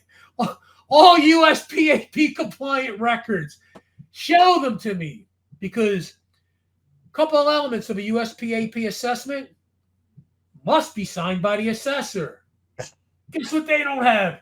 Signed assessments, okay? The assessor must retain the records for 5 years. There ain't no records to retain, okay? There ain't no assessment. Now, here's how these quote-unquote property record cards that are being conflated to be assessments, here's how they came about. The county got sued by a couple. They bought property in Delaware County, and their taxes were ridiculously high. And like normal considerate people, they went down to the county to try and plead their case to get them to lower the taxes. Well, a good old feeling county, their public servants said, hey, here's the middle finger for you. And while you're there, why don't you sit on it and spin? We ain't doing shit for you. Well, that led to them hiring an attorney who then sued the county, okay? The judge in that case said, yep, now the county got to do an assessment of all the properties, okay? Now you can assess all the properties. So one of the things I asked for also in the record assessment and the assessment, please provide me the court order of judgment that judge signed that granted the county authority to assess my property. Gary, was I a part of that case of that couple suing in the county? Was I a party? Anything that judge wrote, does that have anything to do with my property? Doesn't sound like it. No. Okay. So they wrote back, we have no such record. Great. Okay. Because you sent me paper in the mail from the assessor sent it, and the assessment company sent it that said, ready? Due to a court order, we have to do an assessment of your property. Wait a minute. I just asked you for the court order. You told me you don't have it. Okay. So they don't have the court order. So we've established that through the record request. Okay. Then I do the record request asking, and she tells me USPAP. Then I ask for all the records. Okay. Give me the USPAP compliant records. Well, of course you don't have it. Okay, I appeal it. You can appeal the record request to Harrisburg. Okay, and there's their attorneys. They make decisions. And Gary, every one of them got to know me so well because they've handled so many record requests from me. Here's the funny part: they started siding. No, they started siding with me. Okay, they started siding with me. Okay, because in one record request, I asked for records. Okay, and they said, "Well, we have to keep any records that the laws doesn't say we have to keep." And the attorney knew what I was asking for. It was very clear what I was asking for. She got so mad at them. She said, defies logic as to how a record request for information is not a record request. And she put details, like she showed the case law. She knew that they were bullshitting, that they weren't. So she actually gave me like a citable thing stating that, and I use it in all my court documents now, because they'll say, well, we don't have to keep those records. Well, I got from the appeals officer saying with case law that when I ask you for information, basic information you should have, that's a record. In any form, that's a record, okay? So I appeal. The attorney jumps in, the county attorney. Oh, I'll handle this. County attorneys jump in. I should have banged her too, knocked her in her ass too, because she had no right being even in the appeal. So turns out in the appeal, the judge said, Mr. Fagioli is saying these property record cards, these Zillow printouts, these aren't assessments. And they're not assessments under Title 53, because an assessment must have three elements. Ready? It must have a market value of property. I don't care what they tell you. You can't get a market value unless you do a walkthrough assessment, okay? Must have, must use an income approach. No, there's got to be an income coming in on the property. That's second element. Third, property must take into consideration depreciation and replacement costs. Well, listen, I don't depreciate and file replacement costs and income returns with the county or with the Beverly Park or with the Township of Aston, wherever, I don't file returns with any of that stuff. So it's impossible for them to have a freaking assessment. So they wrote back that, ready? The judge said he's arguing that they're not assessments under the law. Well, they're not. So here was the county's layout. They had the record coordinator do an affidavit stating, ready? We provided Mr. Fagioli all relevant records we have. In other words, they just stated that we don't have anything. So all we're going to attest to is we've given him everything we have. Well, do they have assessments of my property? No. They don't have any USPAP compliant records. That I have in a sworn affidavit from your records coordinator telling me you got USPAP compliant assessments. You ain't got no signed assessments. You don't have, and another thing too, they'll state this. Well, listen, we do mass appraisals, okay? Oh. These are mass appraisals. Is that personal knowledge of the properties? Right. With no knowledge of the property, they're going to do mass appraisals. Got it. And to let people know, listen, a mass appraisal is for, if I'm a developer and I buy a tract of land and I build three styles of homes in a 3-mile section, okay? They're going to come in and assess each style of home. Instead of going into each and every home, they're going to go do one style, second style, third style, and then do a mass appraisal of the other property. That's what a mass appraisal's for. Not for me and you, okay? Right. I could be living in a burnout shell here. And the property's worth nothing, They don't know.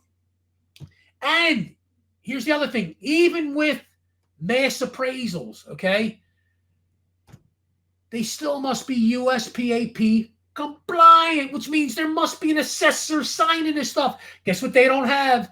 There's nobody signed those records that you have, okay? Well, when you ask your county for the assessment, you're not getting a property assessment signed by an assessor that follows the law.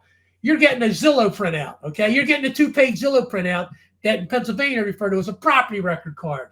I call it fraud, okay? They call it a property record card. I call falsifying documents. Why? Because ain't no assessor coming in any hearing or trial and testifying that they created that document. And I went to a hearing when they did these assessments. you can challenge the assessment and get things. Well, I didn't go there to challenge shit. I went there to get questions. Who told you people to do this? Tyler Technologies, who told you people to do this? And when they figured out what I was saying, they got the head person come over and sat down with me, okay? And she claimed she did the assessments on my properties, okay? Which might be bullshit. But so I said, she ended the meeting about 5 times with me. This meeting's over. And then I would keep going and she would keep talking. Dumb, okay? So I said, listen, if I bring you in federal district court, can you testify you have personal knowledge of the numbers you put on that paper?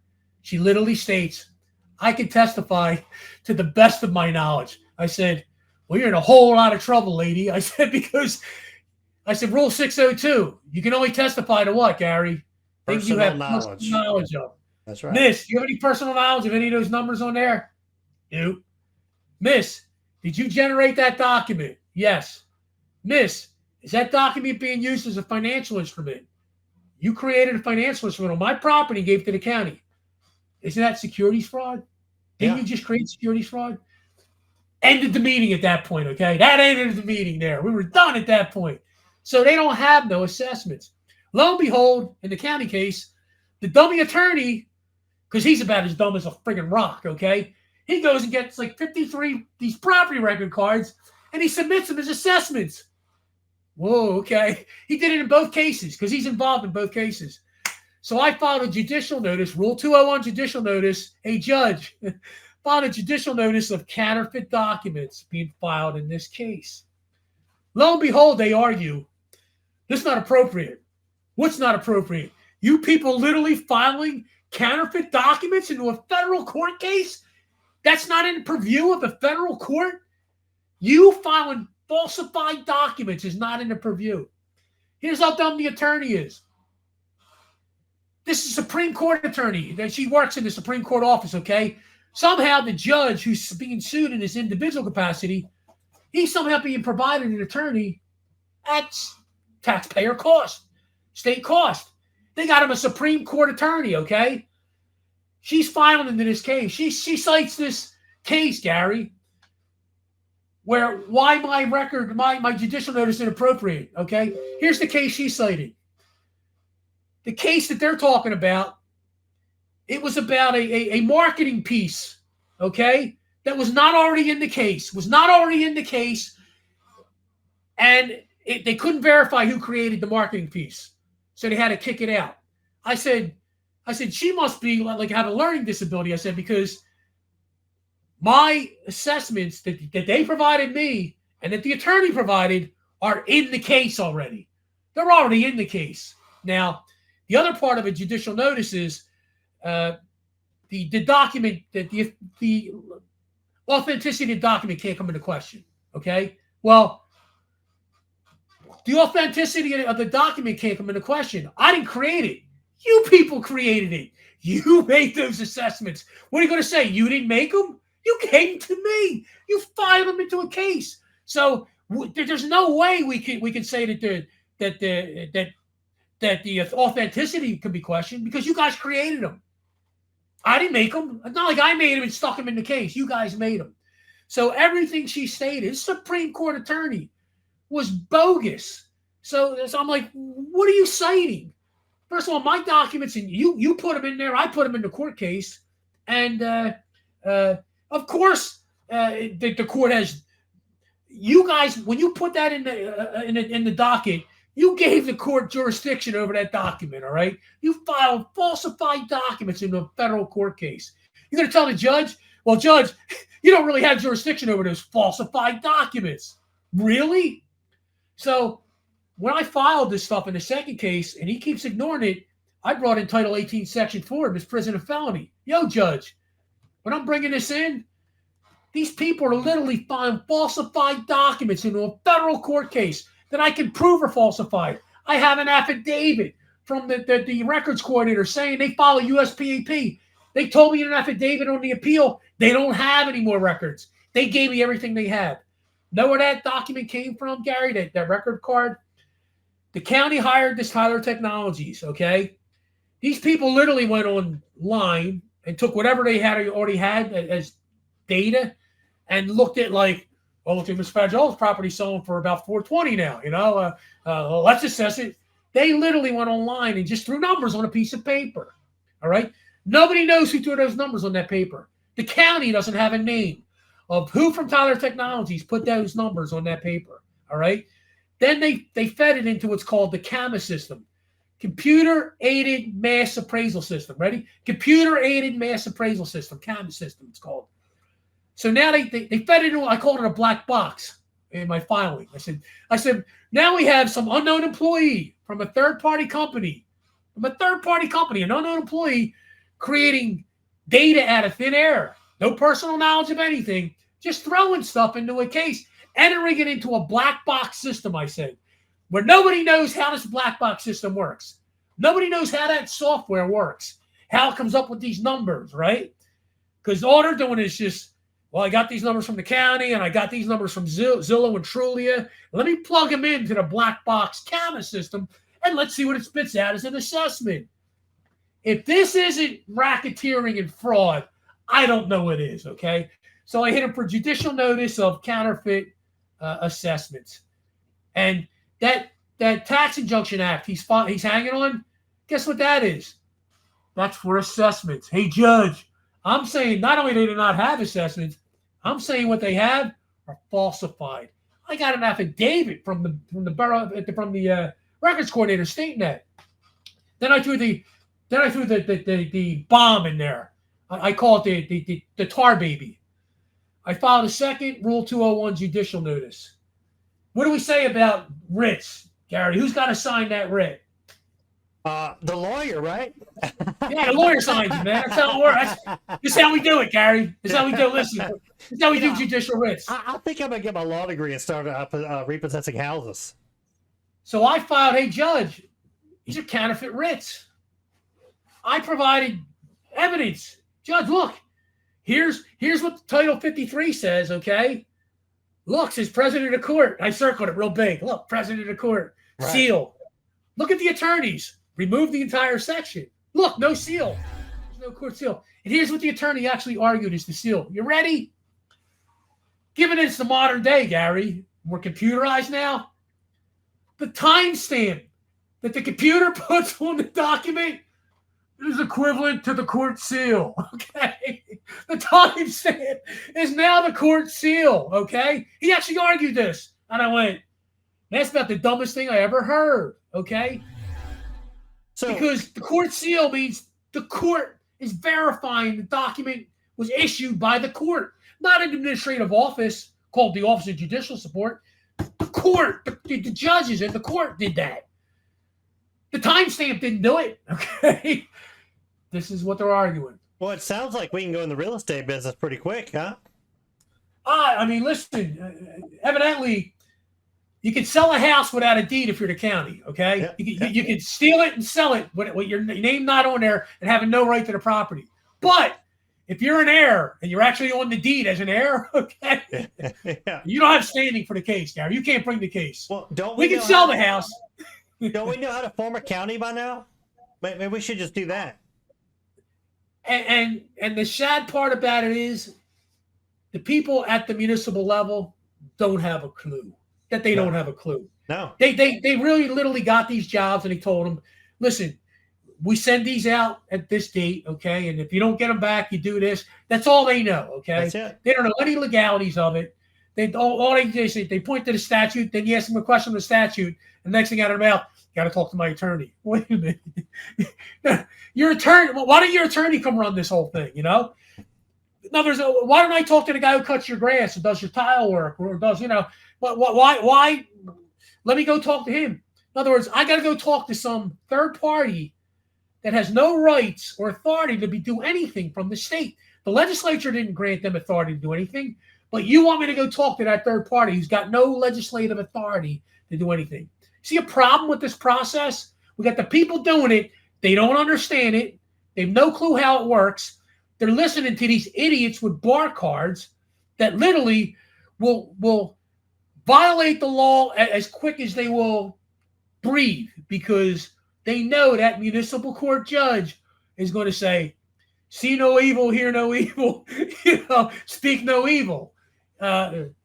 Proved, he's just going to do whatever that attorney does, and that's where we're at.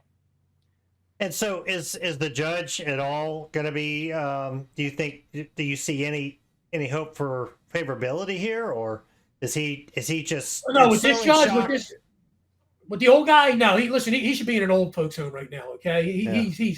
He's lost. And can you file an SEC complaint? I'm going to file judicial complaints. Steve said you're going to go file judicial complaints against them. Yeah. What about SEC for financial? The people could also do that, securities fraud. Yeah. They literally created a security with that, a writ. Okay, yeah, that assessment that's a security they created. We're just looking for one adult, kids. One adult. I mean, when you got the legislature saying, and they can't be any more clear that the legislature wants every word and procedure followed, okay? They don't use surplusage.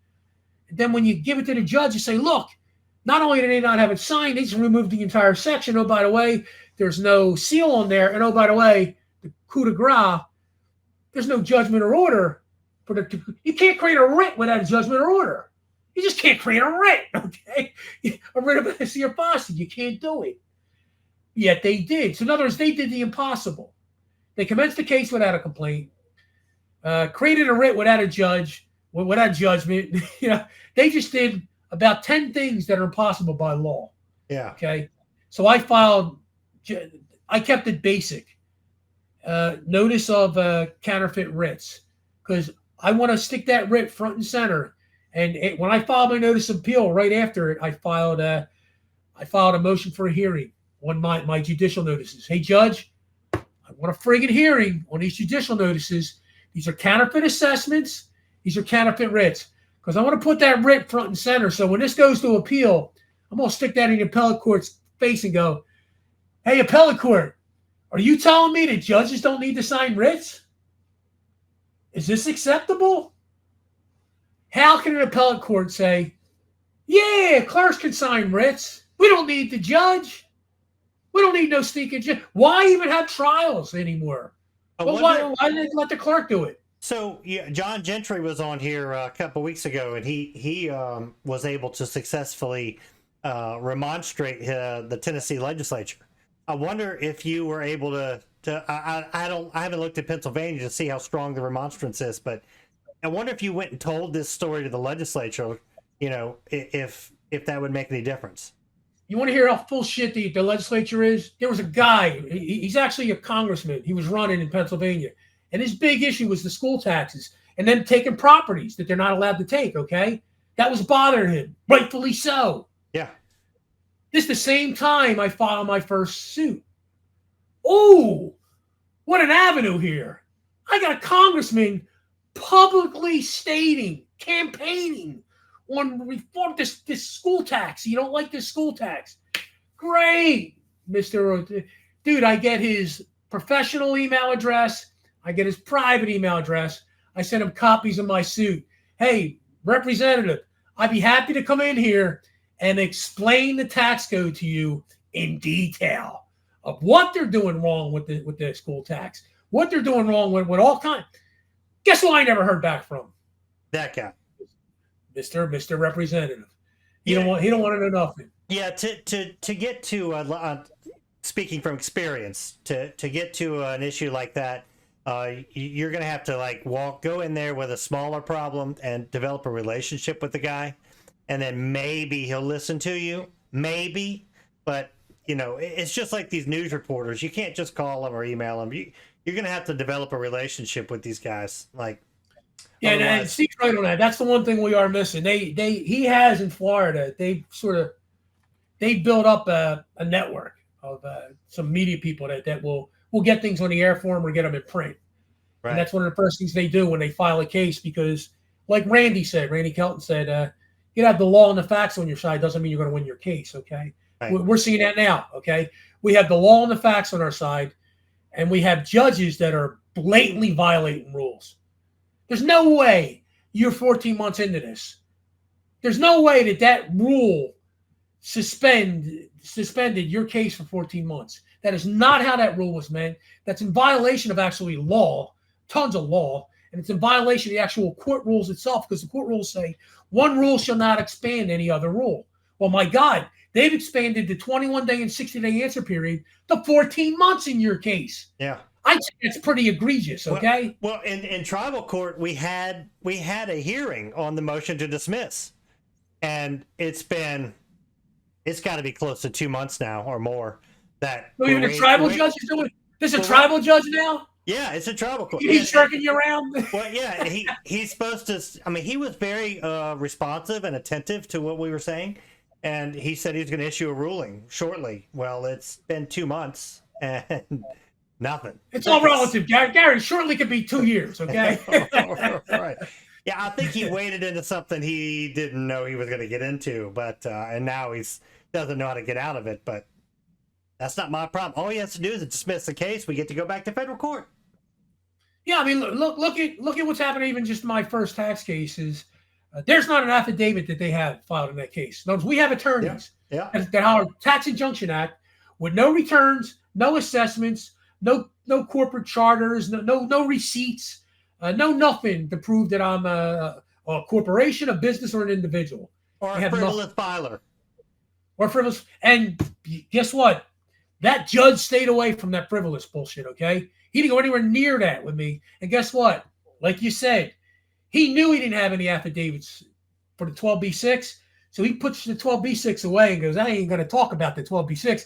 I'm going to come hug 12B1 as my buddy over here. Tax Injunction Act. I can't hear this. I don't want to talk about even 12B6. And I don't want to talk about Mr. Fagio. He don't have standing. I'm not going to go near that, because that's not going to work out well for him, okay? Because it's a ridiculous claim. So he basically tried to abandon the case by hanging on the Tax Injunction Act. But he's also doing that with no affidavits filed from no evidence of anything, no evidence of the returns, assessments, like I said, receipts. So a judge literally just said, yeah, it's a tax case with no evidence, and got rid of it. He thinks he got rid of it. But that's one of the things the appellate court, first of all, it's a civil rights case. It's pled as a civil rights case. That's what a 42-1983 case is. And I'm not saying taxes are illegal. I'm saying, listen, if you misapply the tax code, that's illegal. But, I mean, it's like a law, you know. If you misimply any law, that's like them coming to your house and going, Gary, we think you robbed the house, and they pull you out of your house, you know. Well, they could pull you out of the house if you were they had a warrant, and you were, they have evidence that you committed this crime, this robbery. But when they pull you out of your house without a warrant, they're misapplying the law. That's the same thing they're doing with the tax case here by saying it's a tax case. Yeah. You can call me Bugs Bunny, Mary Poppins. It don't matter what you want to call me. Just because you call me a taxpayer doesn't make me a taxpayer. The only thing that makes me a taxpayer are returns, assessments, and proof of business activity. Do you think they're at a point they just don't know how to get out of it and want to settle, but too prideful to do it? Or no, I think they think I'm an idiot, that they're brilliant and I'm an idiot and I don't understand the tax code because I'm arguing corporate tax code, and me and Steve are saying that's what corporate, that's what tax code is. Taxes are, yeah. It's corporate. It's exactly because it's part of a corporation, a business, or what, an individual involved in business activity in a taxing district. Well, have we read the Constitution? There's only 3 taxes that are allowed. Well, here's another great and they're all corporate. Yeah. There's another great link to this tax stuff, property tax stuff. It's called the minimum contact standard, okay? People should read up on the minimum contact standard and how it works. So say I have a business organized in Delaware, but I'm also doing business in Pennsylvania, okay? My domicile's in Delaware. That's my base of operations. But if I'm doing a substantial amount of business in Pennsylvania, I'm going to owe taxes in Pennsylvania, okay? And there's 3 elements. And in those elements, they all talk about, ready? Activity in the taxing district. And the activity they're talking about is not me eating, sleeping, and drinking in my home. Activity would be me doing business in the taxing district. Me coming in and, whatever, I'm selling insurance, and I'm selling insurance here. I'm doing business in the taxing district. That because it states, ready, in the minimum contact standard, and in case law, ready, it states a location of the property in the taxing district does not create taxes, does not make it a taxable entity. Location alone doesn't do it. It's the elements of the minimum contact standard, the activities. The activities have to be frequent. Okay, it's not like you go in there and you did one sale. You're not a taxpayer. Okay, you did one sale. You got to be in there on a frequent basis. So this is all commercial language they're talking about. And here's the best part too. How many times you've heard the word resident? You're a resident of whatever where you live. Countless. Guess that ain't defined non-resident in our tax code right here that they're using. Non-resident is someone, ready, Gary, domiciled outside the taxing district. So in Burworthy Park case, I don't live in the Burworthy Park. I live in Aston. So first of all, I don't have a domicile because I didn't register a domicile with the state. I never set a business up with a domicile. But I don't even live there, okay? So I'm not domiciled in there. Here's another great thing. In the term domicile in the tax code, there's a little word in there. Know what it says? To habitate, a place of habitation. Do you know what the legal definition of habitation is? Most people wouldn't know this. I wouldn't know it until I read it. Habitation, I would think that means you're living there. It's not exact. All described in the municipality section of American jurisprudence. They spell the whole scheme out, and they basically say it. I mean, they basically spell out fraud. Here's what habitation is. It's the right to use the property of someone else. Oh, domicile. You lease a building, right, in a strip mall? Lease an office in a strip mall? You're using the property of someone else, aren't you? Mm-hmm. You're habitating, okay? And that's your domicile. Why? Because you're filing tax returns, or you registered that as a domicile. If you set up a business, you have to pick a domicile. If you didn't formally set up a business, you're still going to have to pick a domicile when you file return. You got to give an address. That will then be considered your domicile address, okay? So in the definition of domicile is that nice little word, habitation. Oh, the right to use the property of someone else. You are not habitating in your own property, Gary. I'm not habitating in my property. This is how they're sort of taking the income tax. Like I said, if somebody can find it, find me a separate standalone property tax that is not tied to a business or a corporation or an income tax. Doesn't exist. Nope. So they're using this in the income tax. The word domicile is in there. They're using the word domicile to sort of claim that you are that applies to your property. That applies to your home where your family sleeps, you eat, sleep, and drink. No, they're literally tortuously twisting definitions and stretching words, which that's not. You understand, we talk about it all the time, me, you, and Brandon. Statutory construction, right? You use them generis and not sequitur de socius. I think I said it the right way. I struggle. That's what I struggle with. None of us can say that. Learn those two phrases because they are in case law here in Pennsylvania over and over again, where it basically birds of the feather flock together, and basically they're saying that if a word is at the end of a definition of terms, it takes the meaning of the previous terms. So if you have legal entity, and you have person, that person must be a legal entity. Here's another reason why you know you're not a person by these definitions. You'll see natural person, or you'll see person, and then you'll see all these corporations, right? Blah, blah, blah, blah. Remember, a municipality is a creature of the statute. What that means is they exist at the leisure of the legislature. In other words, the legislature could sniff out any municipality in a heartbeat if they wanted to, okay? They exist at the leisure of the municipality. So they have no inherent rights, the creature. Only the rights that are expressly granted. Expressly means not, look, the state statute said how, so that allows me to tax it and take it. No, that it would have to be spelled out in there that this is the process, that the homeowner must pay a tax, a property tax, pursuant to ordinance. And if the homeowner doesn't pay the tax pursuant to ordinance, the municipality can come take the house and sell it. And that's another little dichotomy, little thing there.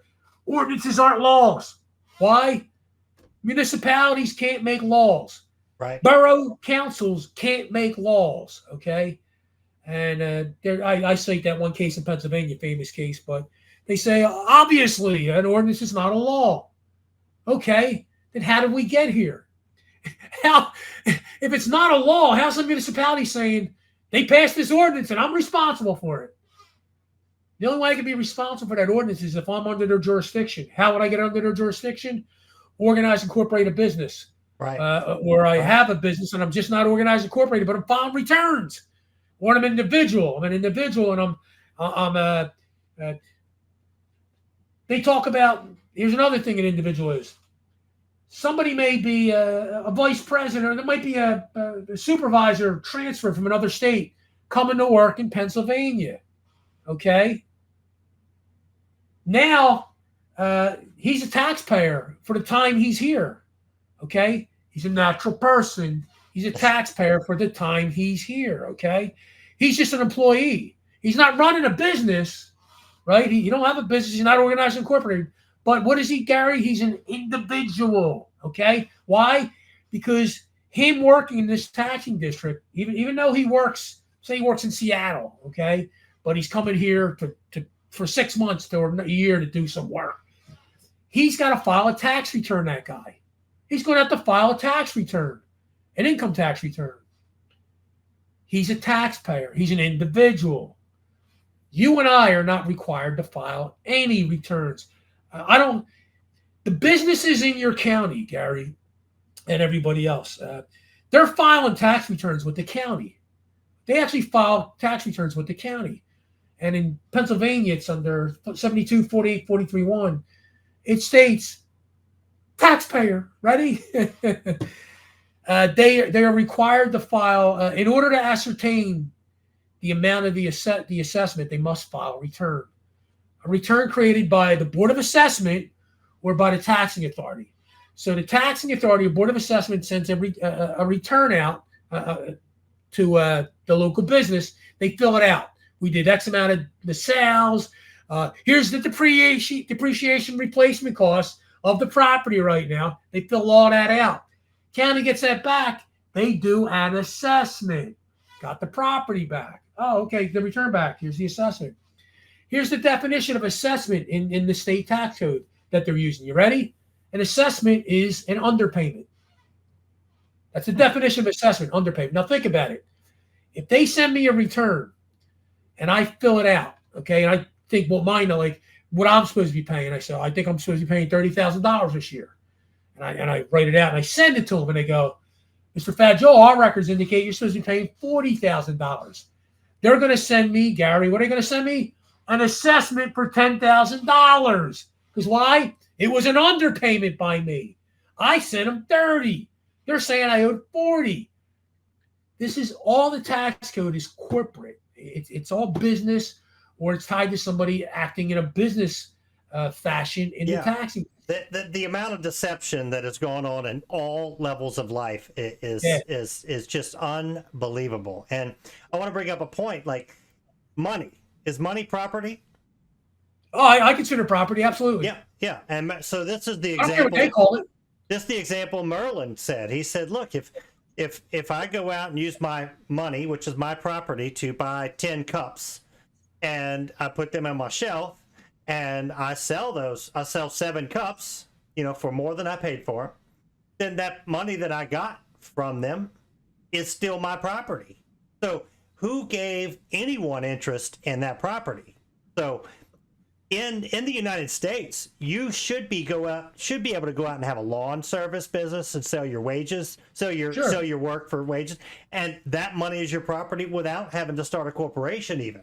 So, and you can. What's the point of corporations other than to deceive the people that you need a corporation to do business, which thereby lends you to paying taxes? No, the main reason they started corporations, and it's for liability reasons, okay? Right. So that for lawsuits, Right. they don't want to lose everything they have, okay? Yeah. So you're paying for the privilege of yes, secluding there you go. yourself from your business. There's one of the privileges they provide you. Right. When you incorporate, my God, look, we're protecting your personal assets, Gary.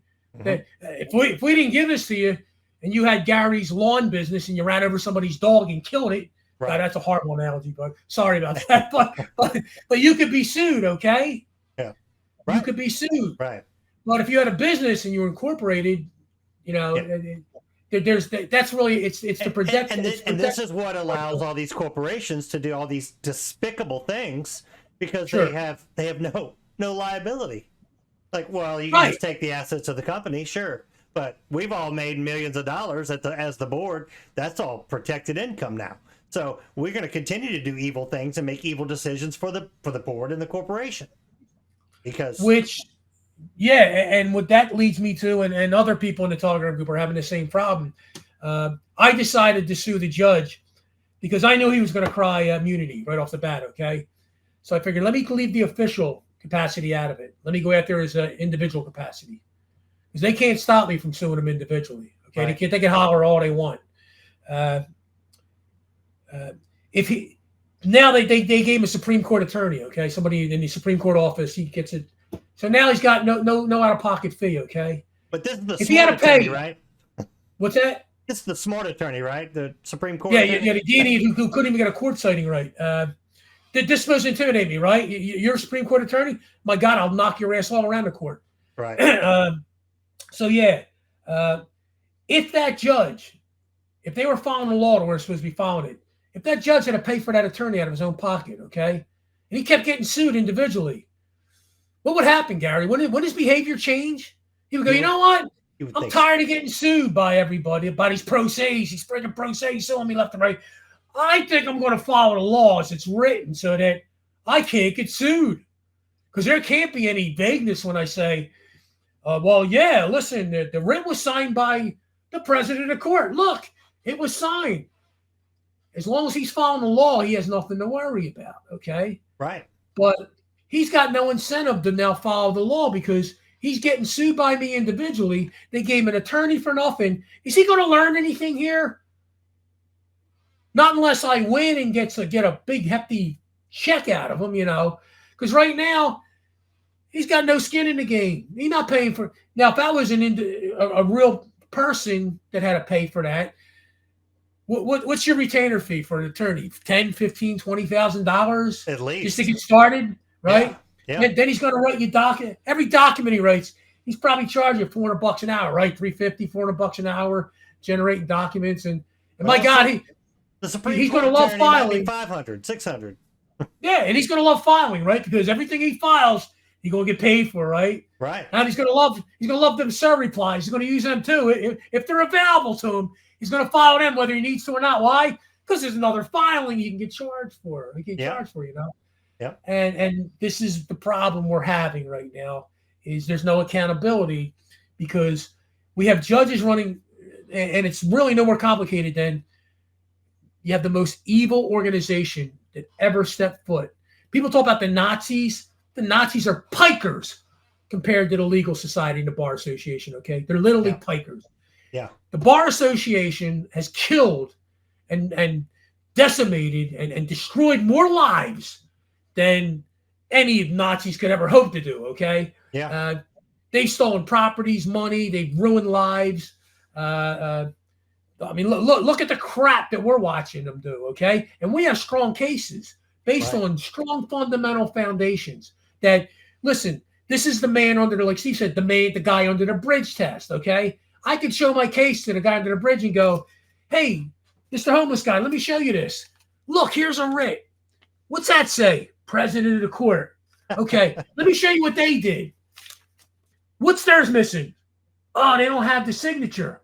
Oh, isn't that a phony? Oh, yeah, that's a phony. In other words, I can explain that to the guy living under the bridge.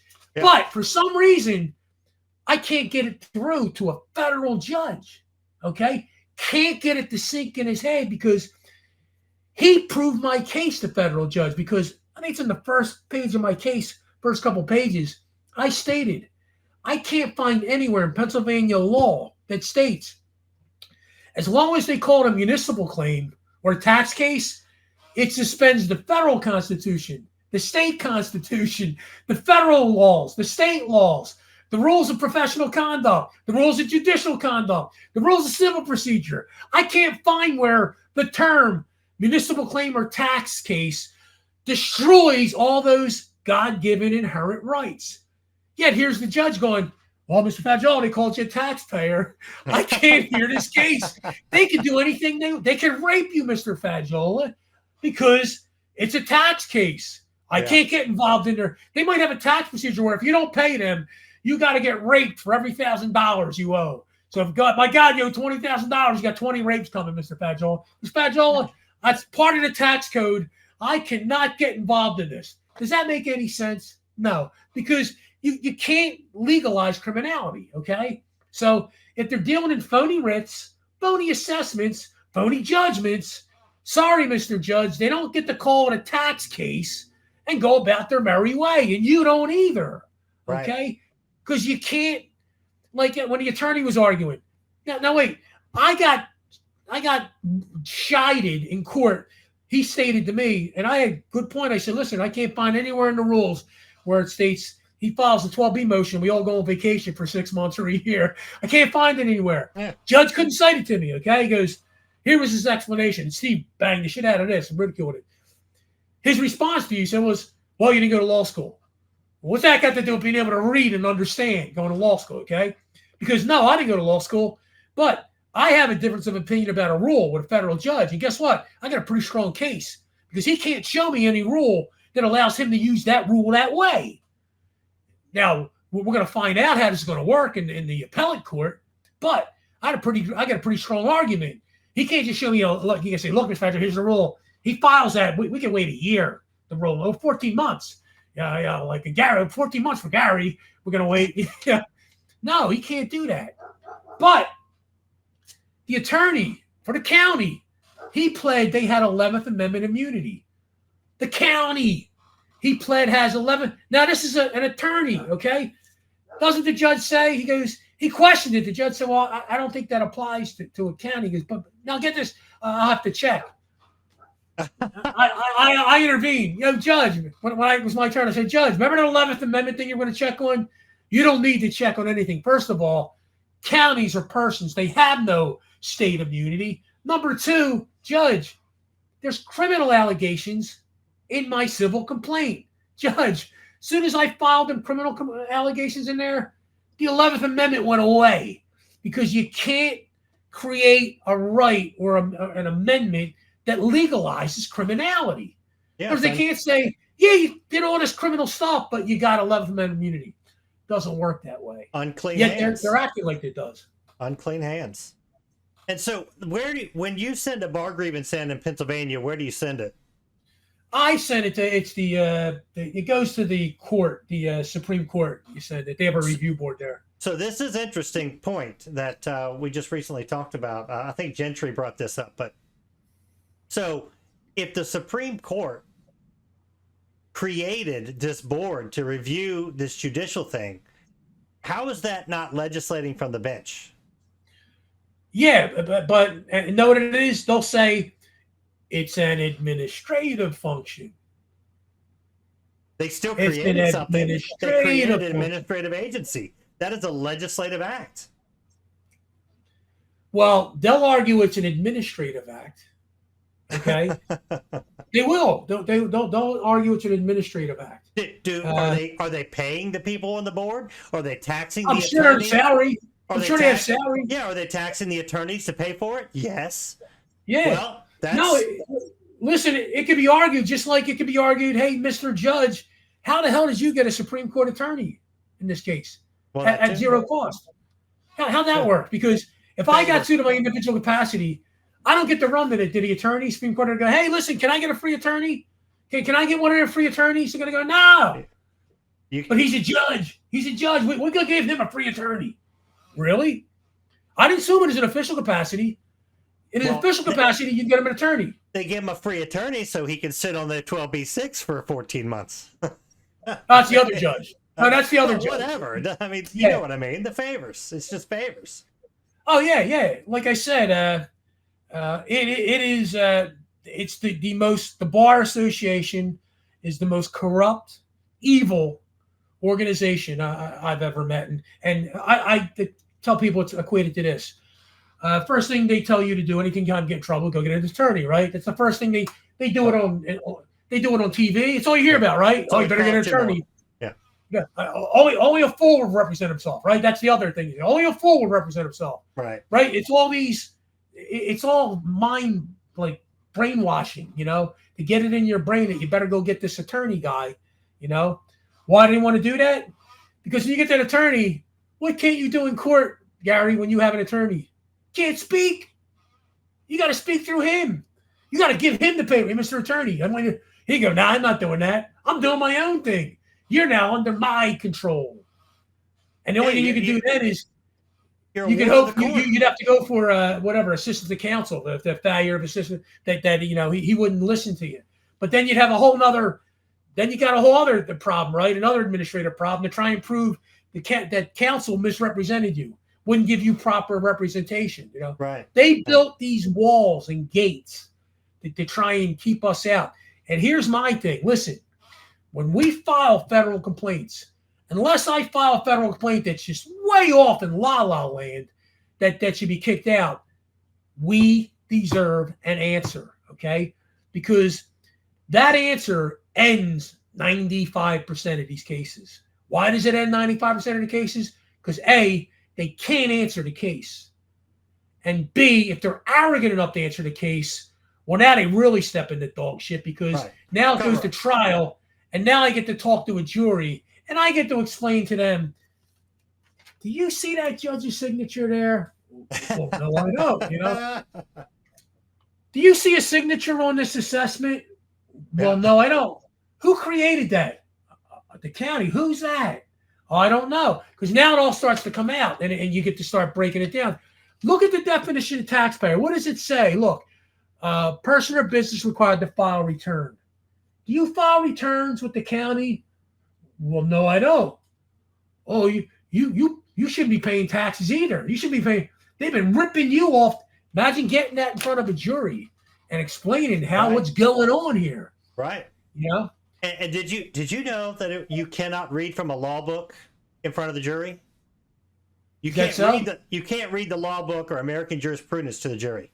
Not allowed. Now, well, listen, there's a lot of things not allowed.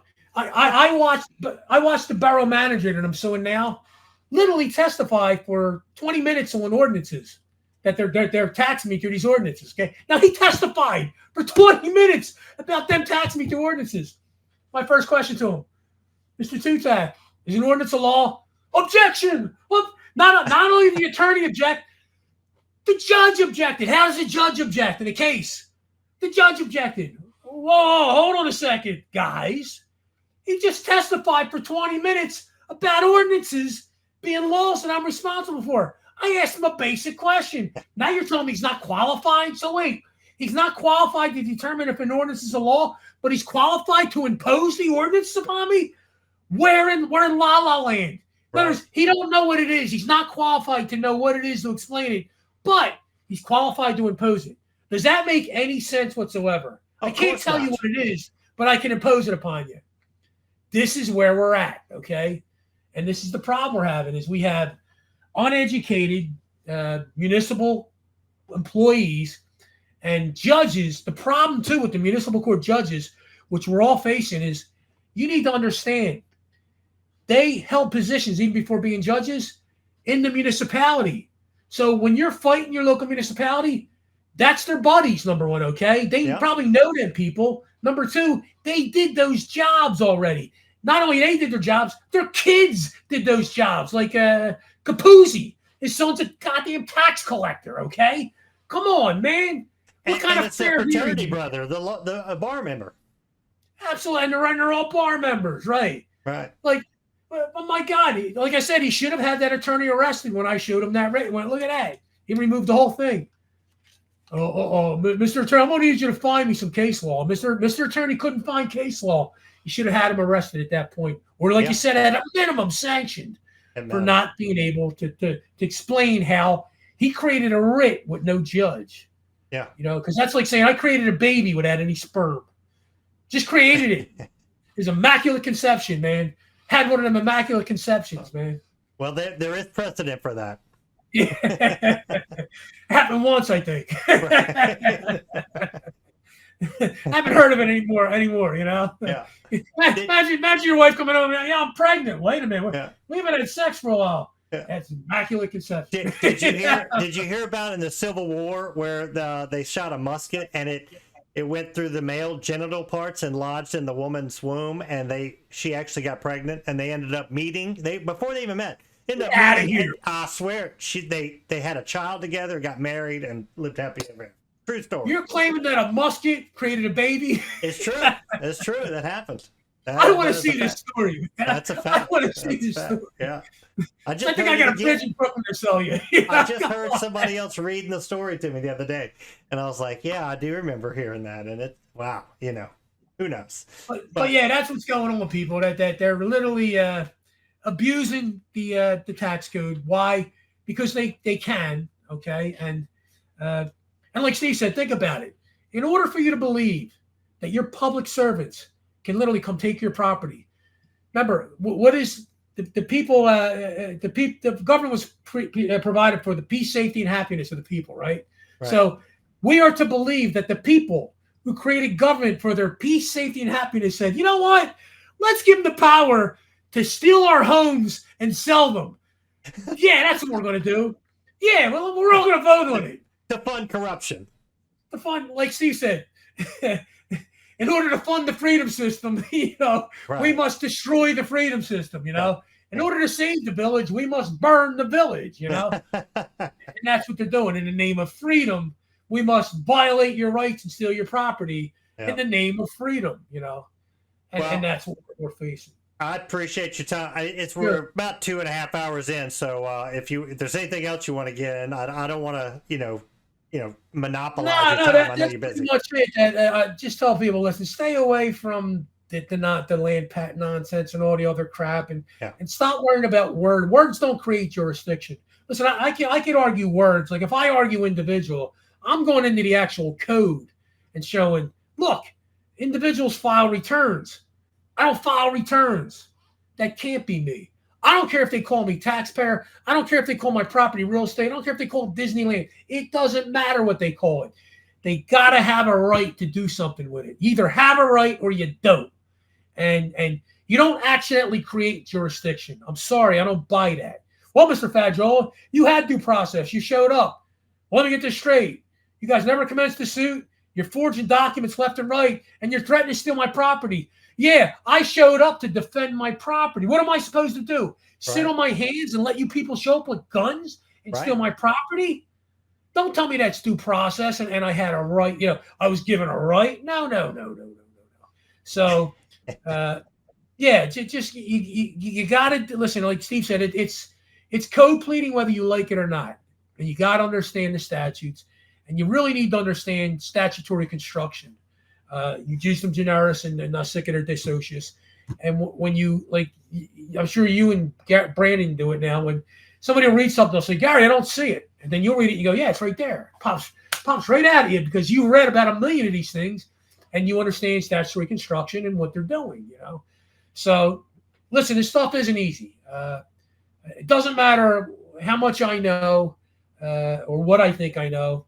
I'm dealing with criminals, and Gary's dealing with them, and Brandon's dealing with them, and Brett's dealing. They're all dealing with criminals, and everybody in our Telegram group. These people are dealing. They're flat out criminals, and it's not. I'm not making that up. They are hardcore criminals. There's no way these people can be attorneys and judges and schooled in this stuff and not understand that what they're doing is wrong. To me, I find it really.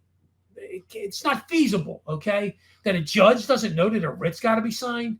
That a judge doesn't know that an office can't issue an order or a judgment without a court rendered order or judgment.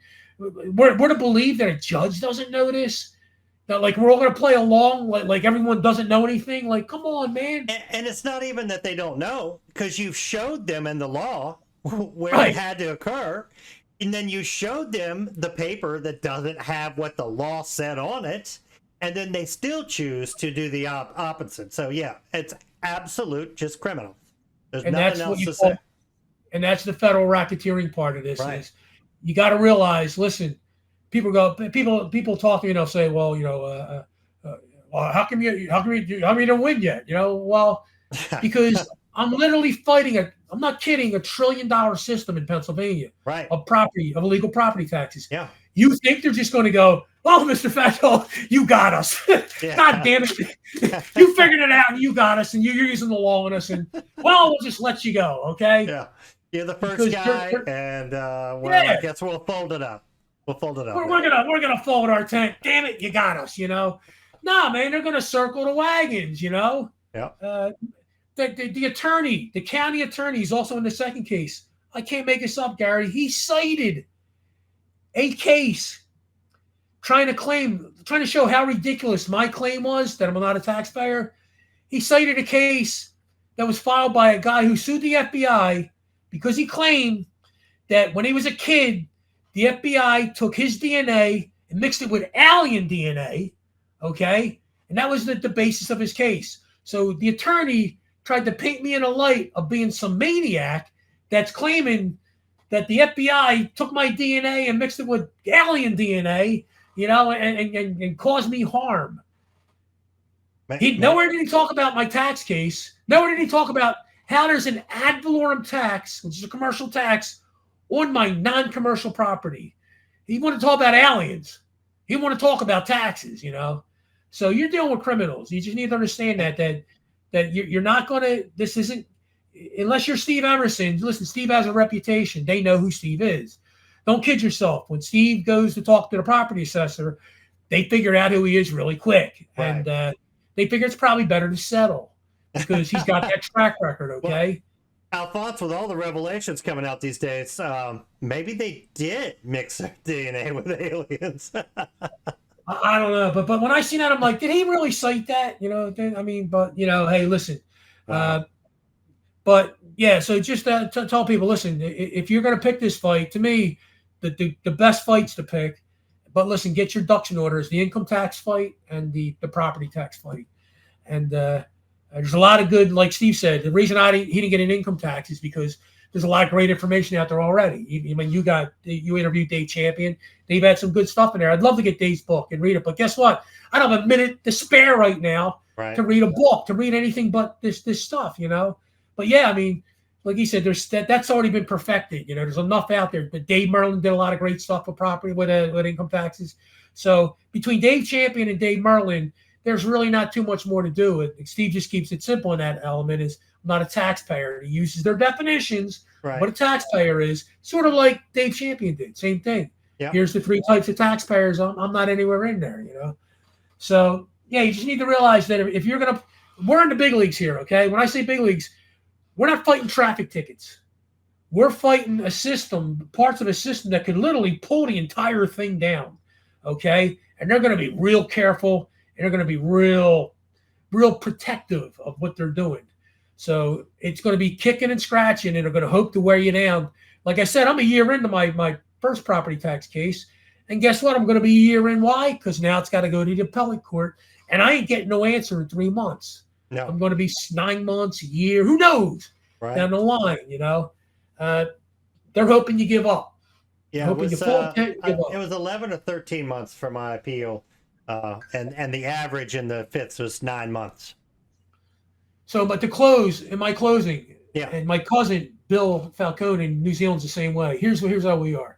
We will literally spend $1,000 to beat a $10 ticket. Okay, if it takes $1,000 for the principle of it, we will spend $1,000 to beat the $10 ticket. And unless you have that mentality, you're not going to make it through this stuff because you're going to start weighing how much time you're putting into this. Look at Jill, how much time she's filed and read, and how much time you're putting into this, and how much you're not seeing any return on it because everyone's telling you no. the magistrate's telling you no, the judge is telling you no, the attorneys are telling, everybody's telling you no. You got to look at it as like George Washington. What did he lose? Every battle up until the last battle, and then he won the entire war. So you got to have that mentality. You're going to lose. It's going to take a lot of shrapnel. You're going to lose a lot of battles. But you got to keep your eye on the war. You're there to win the war, and you just keep pushing. And if you don't have that mentality, don't get involved in this. Yeah, and it's got to be service, right? Service to your fellow man, doing this to take it down for someone else that has been injured. All the hundreds. And that's why we all make our stuff. That's why we make our stuff available for free, and we don't charge people for stuff. Right.